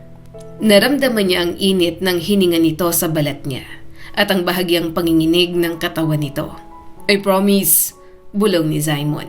Paninindigan ko kayo. Ikaw at ang baby natin. Hindi kita pababayaan. Pakakasalan kita pag nasa legal age na tayo. Hihintayin kita kahit gaano katagal. Napaluha si Amara. Hindi niya alam kung bakit kahit na natatakot siya, parang hinihele siya sa mga pangako na yon. Mag-aaral pa rin tayo, sabi pa ni Zaimon. Pagkatapos mong mga anak, tutulungan kita. Sabay tayong magtatapos. Titigil ako habang buntis ka. Sabay tayong titigil, sabay tayong tutuloy. Sabay tayong magtatapos ng pag-aaral. Mauudot lang pero hindi matatapos ang pangarap mo hanggang kasama mo ko. Magtiwala ka sana sa akin. Hindi ka nag-iisa, Amara. Parang unti-unting gumaan ng dibdib niya. Wala na siyang ibang masabi pa. Wala na rin naman siyang ibang magagawa kundi magtiwala sa kanyang boyfriend. Uuwi na rin sila, Mama at Papa. Dugtong ni Zaimon. Ipapakilala kita sa kanila. Hindi kita itatago. Nanlaki ang mata niya. Sigurado ka? Tumango si Zaimon at hinawakan ang kanyang tiyan. Oo, hindi ako natatakot. Ikaw ang mahal ko at pananagutan kita. Napapikit si Amara. Pagod na rin naman siyang magduda. Pagod na siyang matakot. Kaya hinayaan niya ang sarili niya na maniwala pa rin. Dahan-dahan niyang niyakap si Zaimon. Please, wag mo akong pababayaan. Hindi ko na talaga alam ang gagawin ko kapag tinalikuran mo ako. Mas hinigpitan din siya ng yakap nito. Hindi kita kailanman tatalikuran. Binigay ko ang sarili ko sa'yo ng buong buo, kaya asahan mong sa'yo ko. Sa'yo lang ako susunod. At sa gitna ng lahat, pinili ni Amara na kumapit. Umaasa siya na magiging okay pa rin ang lahat kahit hindi sila sigurado sa pwedeng bumungad sa kanila. Mabigat ang bawat hakbang ni Amara habang papalapit sila sa malaking gate ng bahay ni Zaimon. Hindi niya alam kung ilang beses na siyang huminga ng malalim simula pa lang sa biyahe. Pero kahit anong pilit niya, hindi nawawala ang kaba sa kanyang dibdib. Zaimon, mahina niyang tawag. Agad naman siyang nilingon nito. Wag na lang kaya, halos pabulong niyang sabi. Pwede bang sa ibang araw na lang? Ngumiti si Zaimon, parang walang kahit anong problema. Nandito na tayo. Saka hindi pwedeng ipagpaliban to. Buntis ka na kaya kailangan na nilang malaman. Mas lalo siyang kinabahan. Hindi pa ako ready? Mas hinigpitan ni Zaimon ang hawak sa kanya. Kasama mo ko, hindi kita pababayaan. Napatingin si Amara sa magarang bahay sa harap nila. Malaki, tahimik at parang hindi siya bagay doon. Pero hindi na siya nakaatras dahil hinila na siya ni Zaimon papasok. Pagpasok pa lang nila, agad niyang naramdaman ang lamig sa loob ng bahay. Hindi lang dahil sa aircon kundi dahil sa pakiramdam na parang hindi siya kabilang doon. Relax ka lang, bulong ni Zaimon habang hinahaplos ang kamay niya. Pero paano siya magre-relax? Nang marinig ang yabag mula sa hagdan, agad na patingin si Amara. 2 tao ang bumaba, isang babae at isang lalaki. Napatigil ang mga ito nang makita siya at doon nagsimula ang panlalamig ng buong katawan ni Amara. Zaimon! Tawag ng ina nito. You're home. Mas hinigpitan ulit nito ang hawak sa kamay ni Amara. Ma'am, Dad, I want you to meet someone. Napatingin ang mga ito sa kanya. Pakiramdam ni Amara, sinusukat siya mula ulo hanggang paa. Parang hinuhusgahan. Parang tinitimbang kung may halaga ba siya. Siya si Amara, sabi ni Simon. Girlfriend ko po siya. Suminghap ang ina ng kanyang boyfriend. Siya na ba yon? Siya yung naririnig ko. Yung sinabi sa akin na babae mo na pinapatira mo sa apartment ng pinsan mo. Kung hindi pa kami umuwi kahapon, hindi namin malalaman ng daddy mo na may ginagawa kang ganito. Talagang may binabahay kang babae? Kumunot ang noo ni Simon. Hindi siya babae lang. Girlfriend ko siya kaya tinutulungan ko lang siya. Napailing ang ginang. At pinagtatakpan ka pa ng mga tao dito. Wala man lang nagsabi sa amin kahit isa sa mga pinsan at mga tito at tita mo. Napatingin si Amara dito. Kinabahan siya lalo. Halatang hindi siya tanggap ng pamilya nito. Simon, bulong niya. Pero hindi siya pinansin nito at nagpatuloy lang. Buntis siya. Excuse me? Malamig na sabi ng ama ni Simon. Buntis si Amara. Ulit pa ng boyfriend niya at matatagang tingin. At ako ang ama. May mga plano na ako para sa kanya. Para sa amin. Natahimik silang lahat. Mabigat at parang nakakabingi. Hanggang sa biglang tumawa ang ama nito na para bang nanlalait. Akala namin naglalaro ka lang sa pag-girlfriend mo na yan katulad ng mga pinsan mo. Pero ano tong kamangmangan na to, Simon? Wala ka pang napapatunayan. At ang lakas ng loob mong magsabi ng ganyan. Do you even know what you're saying? Wala kang trabaho, wala kang sariling pera tapos may plano ka na agad. May plano ako, sagot ni Simon. At paninindigan ko sila. Napatingin si Amara sa kanyang boyfriend. Batid niyang walang patutunguhan ang mga sinasabi nito. Parang gusto niya na lamang tumakbo paalis at umuwi na lang. Talaga? Singit ng ina ni Simon. At ano ang plano mo? Buhayin siya gamit ang pera na kami ang naghihirap? Natahimik si Simon. Kasi alam ni Amara na totoo yun. Kung hindi niyo ako matutulungan para sa mag-ina ko, okay lang, magtatrabaho ako. Napatawa ulit ang ama nito. Magtatrabaho? Ano, magiging empleyado ka? Do you even know how the real world works? At 15 ka pa lang, walang tatanggap sa'yo. Yes, ina-expose ka namin sa business. But you also know that you have the privilege. Pero sa edad mong yan at kawalan ng credentials, sa tingin mo talaga may tatanggap sa'yo? Napapikit si Amara. Bawat salita ng mga ito parang patalim para sa kanya at para kay Simon. Mahihirap, pero marunong humanap ng paraan at dumikit sa alam na mag-aahon sa kanila. Kahit kumilos ka pa ng sobrang hinhin, hindi mo maitatago ang pagiging gold digger mo. At your age, you're such a scum already. Inuuto mo ang anak namin para bigyan ka ng pera at ibahay ka. Mariing sabi ng ina ni Simon sabay tingin sa kanya. Stop it! Mariing sabi ni Simon.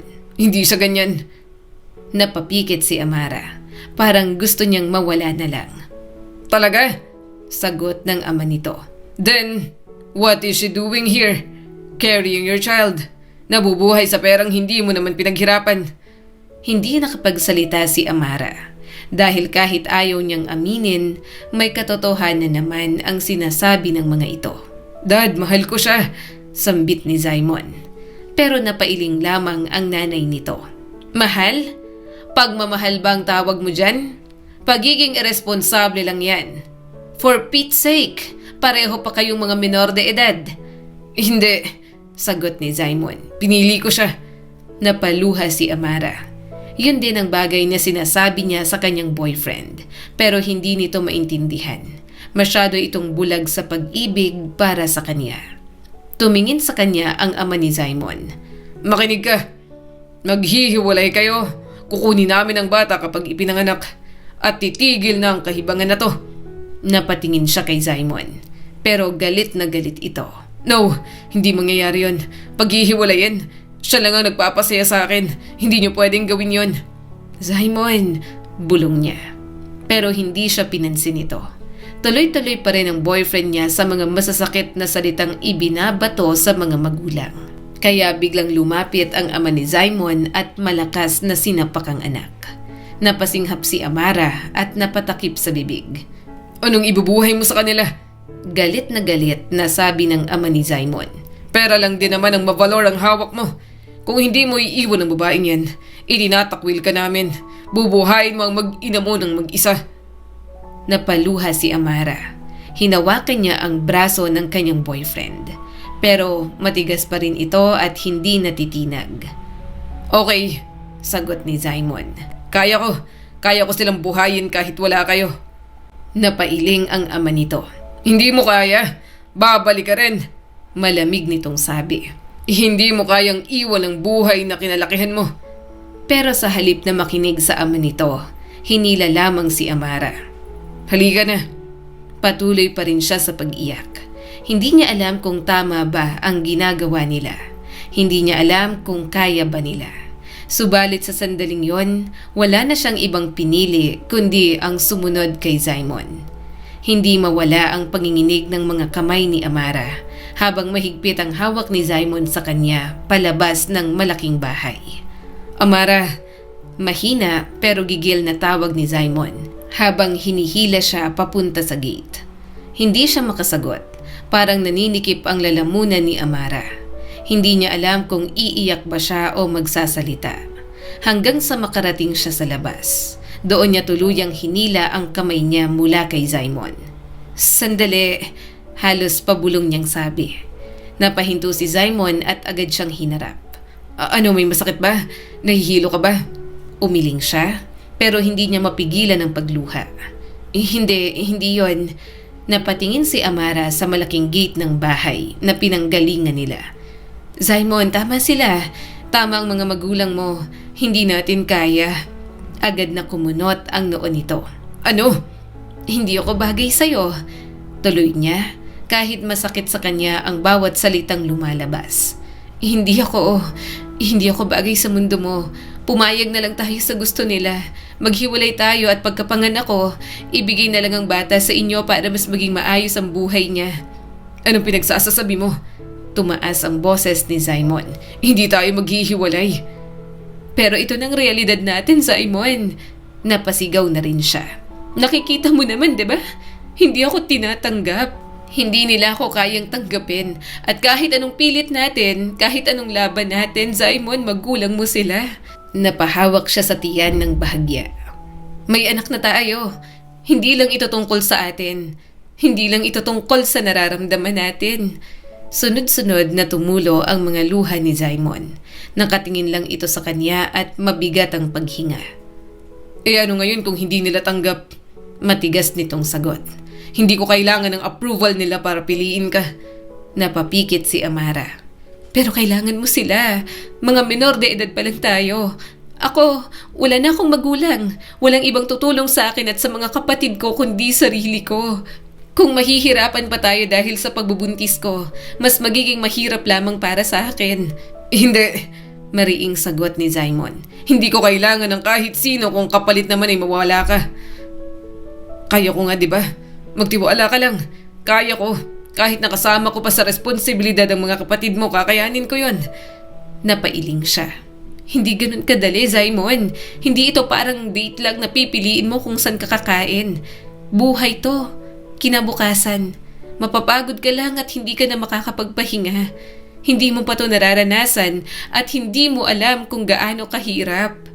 Sandali silang natahimik. Maya-maya'y umalpas na ang mga hikbi ng kanyang boyfriend. Tinakpan nito ng braso ang mga mata, para na namang batang umiiyak sa kanyang harapan. Pero pinilit pa rin itong kumalma at hinawakan ang mukha niya. Amara, tingnan mo ako." Napilitan siyang tumingin. "Hindi kita iiwan," diretso nitong sabi. "Kahit anong mangyari, kahit itakwil nila ako, kaya kong panindigan. Kaya kong panindigan ka at ang mga kapatid mo. Kakarguhin ko rin sila." "Paano?" Garal-galang boses niyang tanong. "Paano mo gagawin yon? Saan ka kukuha ng pera? Paano ang pag-aaral mo? Paano ang lahat?" Sandaling natahimik si Simon. At doon, mas lalo siyang kinabahan. Kasi alam niya namang hindi sanay sa mahirap na buhay ang boyfriend niya. Magtatrabaho ako, sagot nito. Kahit ano, kahit saan, hindi naman ako inutil. Hindi yun ganun kadali, bulong ni Amara. Mas mahirap kung iiwan kita, sagot agad nito. Kaya ko, hindi ako aasa sa kanila. Kung kailangan kong magsimula sa wala, gagawin ko. Basta wag mo lang akong iwan. Napayuko si Amara. Bakit ganon? Bakit sa lahat ng dapat niyang marinig, yun pa ang pinakamasakit? Zaimon, nanginginig niyang sabi. Paano kung magsisi ka? Hindi ako magsisisi, bulong nito sa kanyang tenga. Tahimik ang biyahe nila pa uwi. Hindi na siya nagsalita. Nakatingin lang siya sa bintana ng sasakyan. Pero sa bawat ilaw na nadadaanan nila, parang bumabalik sa isip niya ang lahat ng nangyari. Amara, tawag ni Zaimon. Galit ka pa ba sa akin? Dahan-dahan siyang napailing. Hindi. Natakot ka? Hindi ko alam, sagot niya. Hanggang sa makarating sila sa apartment, hindi na siya muling nagsalita. Pagbaba niya ng tricycle, agad siyang naglakad papasok. Pero sumunod agad si Zaimon. Amara, huminto siya pero hindi lumingon. Hindi kita pipilitin, sabi nito. Kung gusto mong mag-isip, bibigyan kita ng oras. Pero sana wag mo akong itulak palayo. Hindi ko kayang mawala ka. Mas kaya kong maghirap kasama ka kaysa mawala ka sa akin. Simula ng araw na yon, wala na silang nagawa kundi magsama ni Zaimon. Magkatabi na silang natutulog sa kama. Yun nga lang, wala na itong pera. Nakablock na lahat ng account nito. Mabuti na lang at ang inuupahan nilang apartment na pagmamayari ng pinsan nito, hindi sila pinaalis. Isang araw, nakita niya si Zaimon nakakauwi lang. Hinihingal ang boyfriend niya, pawisan at mukhang maraming ginawa sa labas. Zaimon, mahina niyang tawag. Napalingon agad ito sa kanya. At tulad ng dati, ngumingiti lamang ito na parang hindi napapagod. Gising ka na. Nakatulog ka na naman. Ganyan talaga kapag buntis, ano? Tanong nito habang isinasara ang pinto. Umangat si Amara mula sa higaan at hinawakan ang kumot sa tiyan. Anong oras na? Tanong niya. Mag-aalas 3 na. Sagot naman ni Zaimon. Natapos lang ako ng maaga, kaya maaga akong nakauwi ngayon. Napakunot ang noo niya nang makitang kumikilos pa rin ito sa bahay kahit pagod mula sa trabaho. Hindi ka pa matutulog? Tanong niya. Zaimon, magpahinga ka kaya muna. Umiling ito. Mamaya na. Hindi niya napigilan ang sarili. Bumangon siya at lumapit. Nang makalapit, doon niya naamoy ang pawis, alikabok at ang kung anong amoy ng palengke na kumapit na sa katawan ni Zaimon. Zaimon, mahina niyang sabi. Habang inilalapag nito ang dalang isang maliit na plastik ng pagkain at ilang supot. Magpahinga ka na, alam kong pagod ka na. Ngumiti lang ito. Hindi naman. Hindi siya naniwala. Kitang-kita naman ni Amara. Sa mata nito, mga galaw at bigat ng paghinga. Alam niyang hindi sanay sa trabaho ang kanyang boyfriend. Anong ginawa mo ngayon? Tanong ni Amara kahit parang dinudurog ang kanyang puso. Same lang, sagot nito. Nagkargador lang. Kargador dahil wala namang tatanggap na mas malaking establishment dito. Mukhang nasabihan na rin ng mga mavalor ang ibang business owners na huwag tatanggapin sa trabaho si Zaimon. Napatingin si Amara sa mga kamay nito. Namumula, magaspang at may kalyo na. Hindi niya maiwasang hawakan yon. Napatingin si Zaimon sa kanya. Bakit? Tanong nito at natatawa ng kaunti. Namiss mo ko? Marahan na lang siyang tumango. Pero sa kanyang loob, hindi ito ang Zaimon na kilala niya.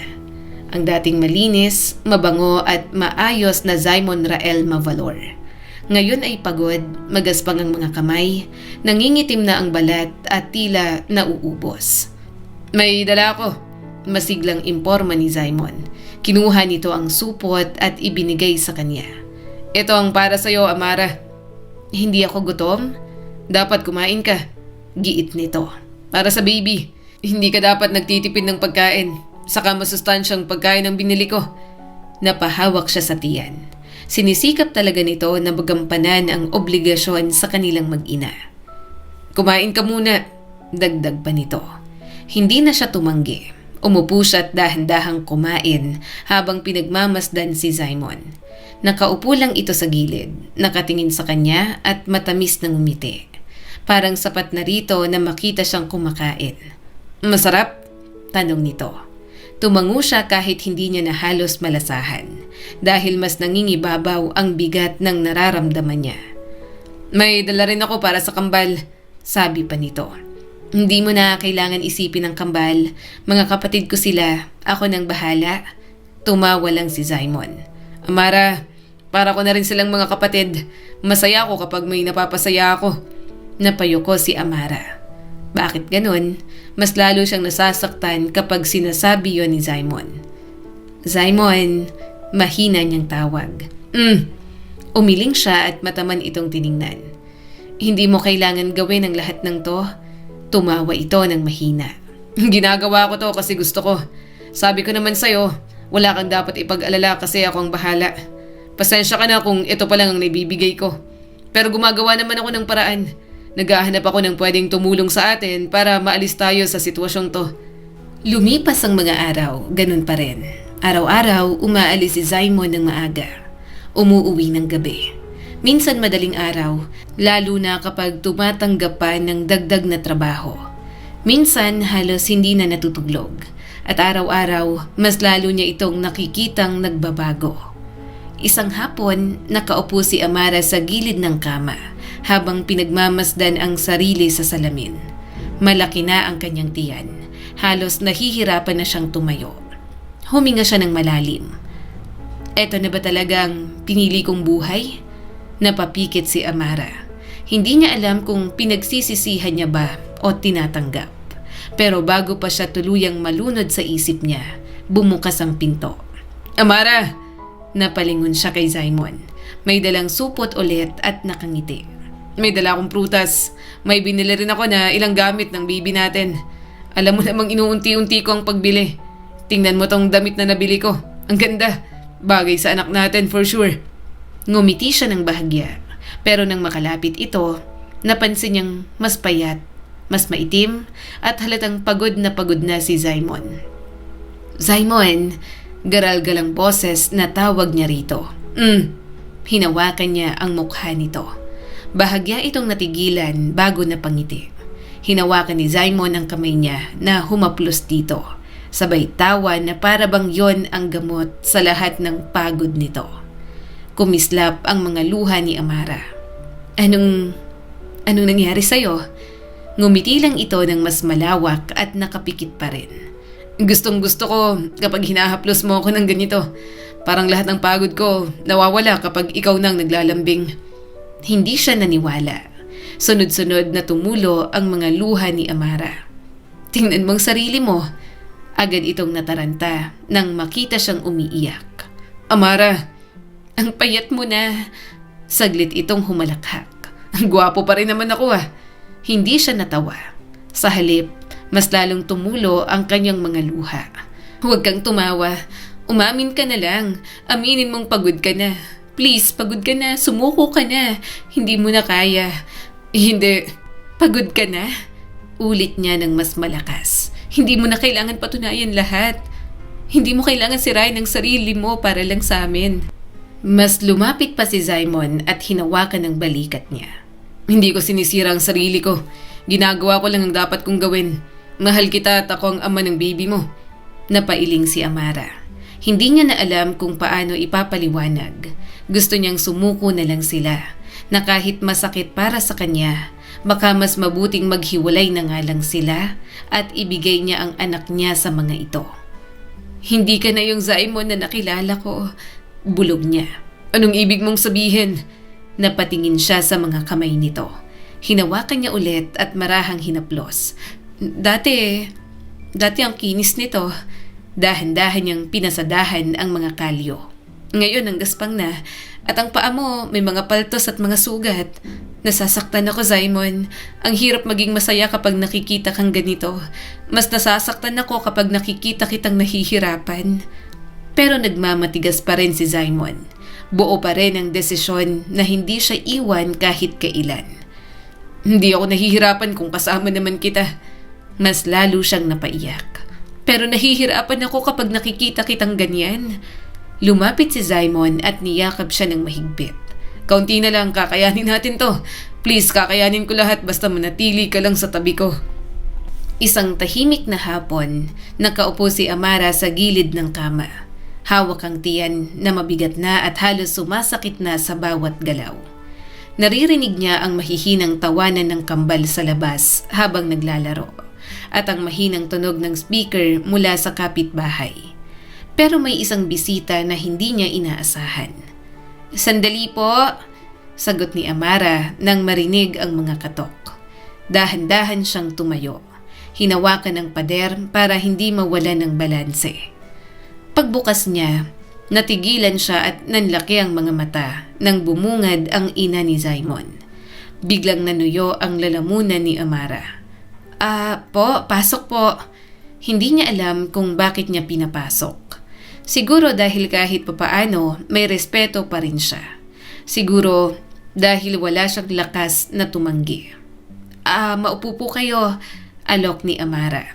Dahan-dahang umupo ang babae. Diretso ang likod at nakataas ang noo. "Hindi na ako magpapaligoy-ligoy. Alam mo rin kung bakit ako nandito. Kailangan mong iwan ang anak ko." Parang may sumuntok sa dibdib ni Amara. Napayuko siya. "Hindi ka bagay sa kanya," tuloy nito. "At hindi rin siya bagay sa sitwasyon ninyo. Magkano ba ang kailangan mo? Magkano ang kailangan mo para umalis?" Nanlaki ang mata niya. "Hindi po ako..." "Stop pretending!" Putol agad nito. "Hindi mo kailangan magpakamalinis sa harap ko." Napapikit si Amara. Parang gusto niyang umiyak. "Hindi po ganon. Lahat may kapalit." Malamig nitong sabi. "At alam kong kailangan mo ng pera. Bibigyan kita ng sapat na pera para makapagsimula kayo. Sapat na naman siguro ang 5 million. Kapag nanganak ka, iiwan mo ang bata. Kukunin namin ang bata at lalayo ka." Napaatras si Amara. Talagang gagawin lahat ng mga magulang ni Simon para lamang mapaghiwalay silang dalawa. Hinawakan niya ang tiyan. "Hindi ko po kayang..." "Kaya mo," putol ng ginang. "Kung mahal mo ang anak ko, tatanggapin mo ang alok ko. Mas madali ang tanggapin mo ang pera kaysa sa nakikita kong ginagawa ninyo ngayon. Pinapahirapan mo siya." Parang may tumusok sa puso ni Amara. Napayuko siya. Batid naman niya yon at nakikita niya araw-araw. Ang pagod ni Simon, pagbagsak ng timbang, pagkaitim sa araw at ang mga kamay nitong sugatan. Hindi siya sanay sa ganitong buhay, sabi pa ng ina ni Simon. May kinabukasan siyang naghihintay. Hindi pwedeng mabilanggo sa ganitong klaseng buhay ang anak ko. Kung mahal mo siya, pakawalan mo siya. Hindi na napigilan ni Amara ang mga luha. Para siyang batang sinisermonan. Hindi niya kayang iwan ang boyfriend niya, pero sa offer ng ina ni Simon, batid niyang yon ang makabubuti para sa lahat. Pero kaya niya ba talagang tanggapin ang pera kapalit ng pag-iwan sa taong mahal niya at lalong-lalo na sa sariling anak? "May mga kapatid ka," paalala ng ina ni Simon. "Sila rin ang dapat mong isipin." Napatingin si Amara sa labas, sa kambal na masayang naglalaro. Walang alam ang mga ito sa lahat ng kanyang mga malalalim na pinagdadaanan. 7 years old pa lang ang mga ito na wala pang mga muwang sa mundo. Naghihirap na nga siya, nabuntis pa siya at ang mas malala, si Simon ang sumasalo ng obligasyon sa dalawa niyang kapatid.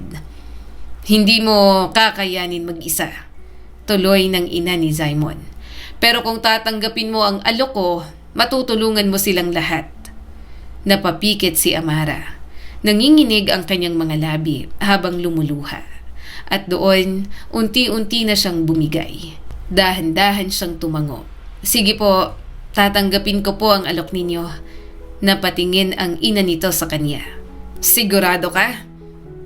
"Kapag nanganak ako," nanginginig niyang sabi, "aalis ako at iiwan ko ang bata. Iiwan ko si Simon. dahil hindi ko na rin po kayang makita siyang nahihirapan dahil sa akin. At ang anak ko pakiusap na alagaan niyo po ng maayos. Parang pinunit ang puso niya sa bawat salitang yon. Good! Tumayo na ang ginang. At least marunong kang mag-isip. Kapag nanganak ka na at handa silang iwan, ibibigay ko sa iyo ang 5 milyon ng buong buo. Hindi na siya sumagot. Hindi na siya tumingin. Narinig na lang niya ang pagbukas at pagsara ng pinto. At naiwan siya ng mag-isa. Simula noon, nagbago ang lahat. Hindi niya sinabi kay Simon. Sa halip, sinulit na lang ni Amara ang bawat araw at bawat sandali. Mas ngumiti siya kay Simon. Sobra rin siyang naglalambing gaya ng gusto nito. Mas pinakita niya na masaya siya sa mga ginagawa nito para sa kanya.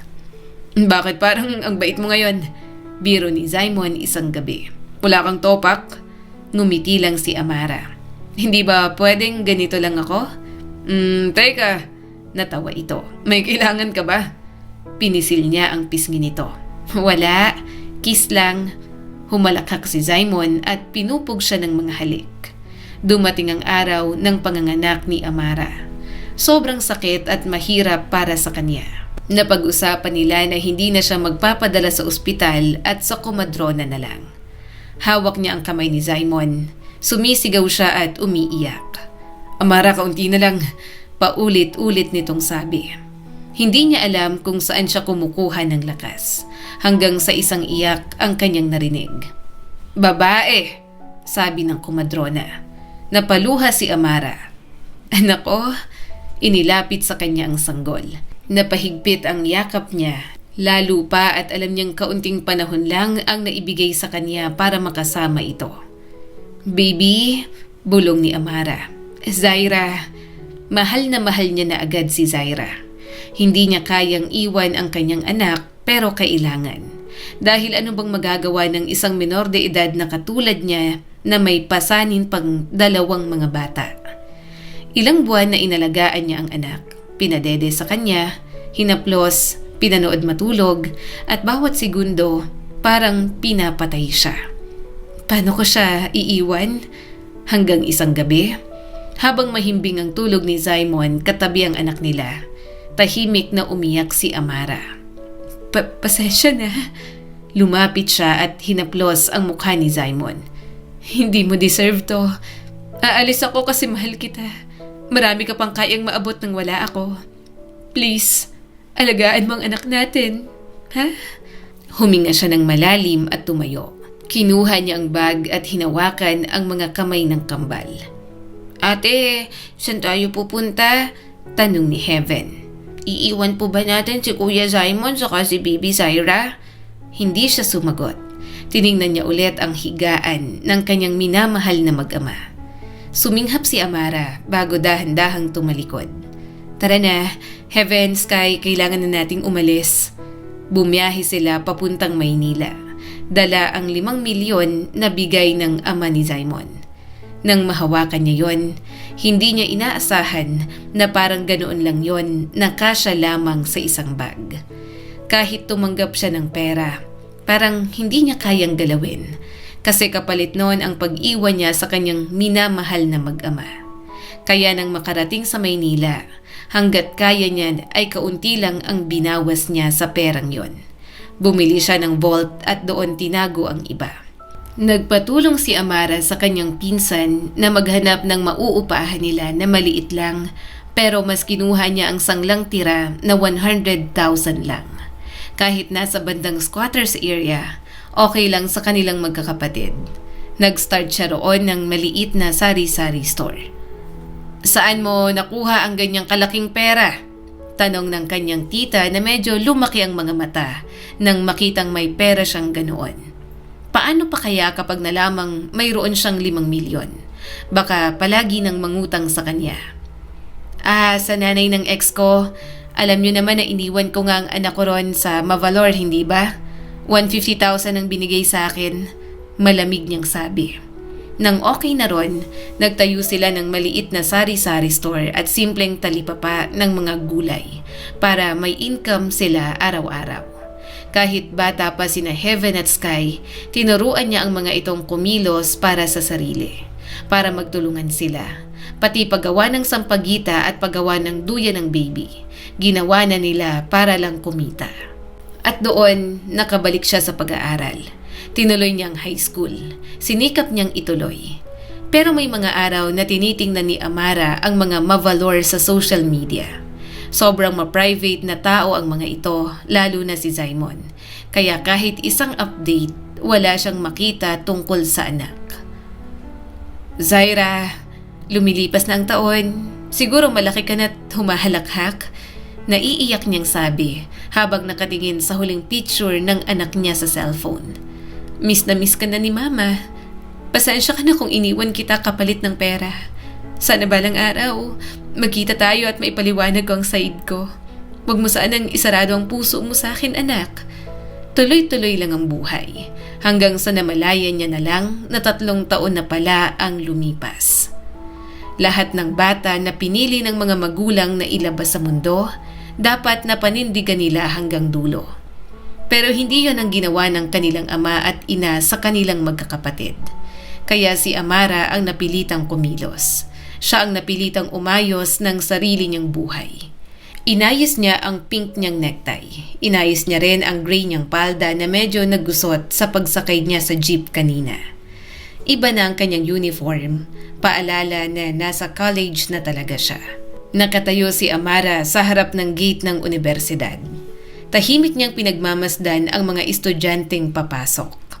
Kayang-kaya mo to, Amara, bulong niya sa sarili. 19 na siya. Medyo late na dahil sa pagtigil niya ng 2 school year. Mabuti na nga at nakapasa siya sa acceleration tests kaya kahit papaano ay napadali. Pero wala na siyang pakialam. Hindi na siya pwedeng mapag-iwanan. Hindi na siya pwedeng tumigil ulit. Kailangan niyang makatapos. Nang makarating siya sa building, agad niyang hinanap ang classroom. Room 4AD? Bulong ni Amara habang naglalakad sa koridor. Napansin niya ang mga estudyanteng dumadaan. Alam niyang mas bata ang mga ito sa kanya. Hindi naman siya sobrang tangkad. Mature ang mukha niya pero kaya rin naman niyang makipagsabayan sa mga mas bata. Nang makita niya ang room, napangiti siya. Finally, pumasok siya at tahimik pa ang classroom. Ilang estudyante pa lang ang nandoon. Dahan-dahan siyang naglakad papunta sa unahan. Umupo at inilapag ang bag. Napatingin siya sa cellphone nang makita ang text ng isa sa kambal. Ate, 500 ang benta sa tindahan ngayon. Nilista na ni Sky. Saka ate, kung maaga kang uuwi, nagluto ako ng ulam. Nasa ref. Okay, salamat. Ingat sa pagpasok. Reply ni Amara. Okay ate, ikaw din. Bahagya siyang napangiti. Hindi na gaya ng dati ang kambal. Mga bata pa rin ang mga ito, pero ngayon mas kaya na niyang asahan ang mga ito. Hindi katulad noon na siya na lang talaga ang gumagawa ng lahat. Ilang sandali pa ay unti-unting napuno ang classroom. May mga nagtatawanan, nag-uusap at magkakaibigan kaagad. Hi, ako si Sanchay. Anong pangalan mo? Napangiti si Amara ng kaunti. Amara. Hi, Achara? Amara? Natawa si Sanchay. Sorry, nabingi lang. Hi Amara, tabi tayo ha. Medyo wala pa akong kilala rito. Tumango na lang siya. Mukha itong madaldal at kikay. Ang daming suot na bracelets, naka-headband at pulang-pulang lipstick.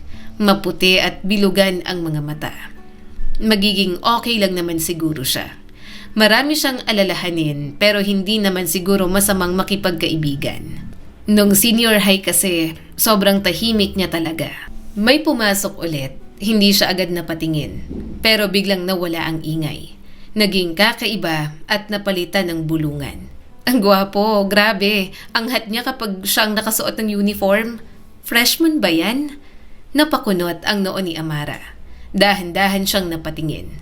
Pero parang tumigil ang mundo niya nang makita ang lalaki sa pintuan. Nagtagpo ang mga paningin nila.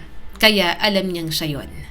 Kahit nagbago na ang itsura nito, kahit pumayat, naging malapad ang balikat, parang nasa tamang lugar na ang mga muscles. Mas gwapo at nagkaroon ng mahulmang panga. Nakikilala niya pa rin ito. Parang may sumuntok sa dibdib niya nang lumakad ito papuntang likod at doon umupo. Bago siya makapag-isip ng mas malala, pumasok na ang professor. "Settle down!" Maraming sinasabi ang professor sa unahan pero wala siyang naintindihan. Ang tanging nasa isip niya lang ay kung bakit nandoon ito sa likod niya. "Magpakilala kayo isa-isa," sabi ng prof. "Name and why you choose BSA." Napahigpit ang hawak ni Amara sa ballpen. Anong gagawin niya? Lumayo na siya, hindi ba? Umalis na siya ng Mabalor. 3 taon na silang hindi nagkita. Tapos, makikita niya lang pala ito rito? "Amara!" Umawang ang bibig niya nang kinalabit siya ni Sanchay. "Ikaw na, Amara." Napatingin siya sa professor at isa-ibang kaklase niya. Nakatingin silang lahat sa kanya. Napatayo siya kaagad. Amara Queen Salazar. "Sir, I choose BSA because I wanted to have a stable job and help my family." Umupo siya agad. Hindi na siya tumingin kahit kanino. Lalo na't alam niyang may nanunusok na tingin mula sa kanyang likod. Hanggang sa naramdaman niyang tumayo ito. Naging tahimik ang lahat. Tila gustong malaman ang pangalan nito. "Simon Rael Mavalor." Napapikit si Amara saglit. Kahit hindi na siya lumingon, kilalang kilala niya ang boses nito. Parehong-pareho pa rin, parang walang nagbago. "I choose BSA," patuloy nito. "Because I want the challenge. Gusto ko yung nahihirapan ako, sir." Napairap si Amara. Kailan nito ginustong maging CPA? Wala siyang natatandaan. Ang alam niya lang, gusto nitong maging magaling na businessman dahil yun na rin naman ang linya ng pamilya nito. Mayaman ito, isa itong mavalor at maraming mamanahin. Pagkatapos ay nandito ito sa school kung saan niya napiling mag-aral. Ano kayang hangin ang pumasok sa utak ng isang yon? Pagkatapos ng klase, hindi na siya nagpatumpik-tumpik. Tumayo siya agad. Kinuha ang bag at lumabas ng mabilis. Parang narinig niya ang boses nito pero baka imahinasyon niya lang yon sa sobrang kaba. Naglakad siya sa hallway ng mabilis. Sunod-sunod ang hakbang hanggang sa nasa hagdan na siya. Kaso, muntik na siyang mahulog nang may biglang humila sa kanya. Muntik na siyang mapasigaw. "Tumatakbo ka pa rin gaya ng dati?" Mariing tanong ni Simon habang mariin ang hawak sa braso niya. "Bitawan mo nga ako?" Pero hindi siya binitiwan nito. "Ang lakas ng loob mong tumakas ulit sa akin. Ano, iiwasan mo ko?" Tumindig ang balahibo ni Amara sa batok, sa baba at lalim ng boses nito. Puno yun ng galit. Masama rin niya itong tiningnan. "Bitawan mo ko. Tigilan mo ko, Simon. Hindi kita inaano dyan. Mayaman ka, di ba? Kung ayaw mo ko makita, sa ibang school ka mag-aral. Tumakas ka sa akin. Iniwan mo ko. Bigla ka nalang nawala." Mariing bulong nito sa kanya. "Simon, manggagamit ka." Parang may tumusok sa dibdib ni Amara. Pero hindi siya nagsalita. Para saan pa? Marami na ang nangyari at tapos na ang lahat ng mayroon sa kanila. Bakas ang hinanakit sa mga mata ni Simon. "Ginamit mo lang ako." "What a gold digger. Ano, masaya ka na?" Galit na lang din ang ipinakita niya. Kasi parang kaunti na lang, maiiyak na siya sa sobrang sakit ng mga salitang yon. Hindi na ito ang kilala niyang Simon. Ibang Simon ang nasa harap niya ngayon. Galit ito sa kanya pero bakit nandito ito ngayon? "Sobrang dali para sa'yo," dagdag nito. "Kunin lahat tapos iwan ako."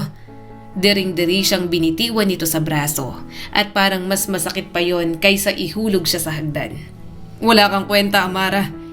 Sa halip na sumagot, umalis na lang siya. Nakakadalawang hakbang pa lang siya nang muli itong magsalita. "Kailan ka magiging ina para sa kanya?"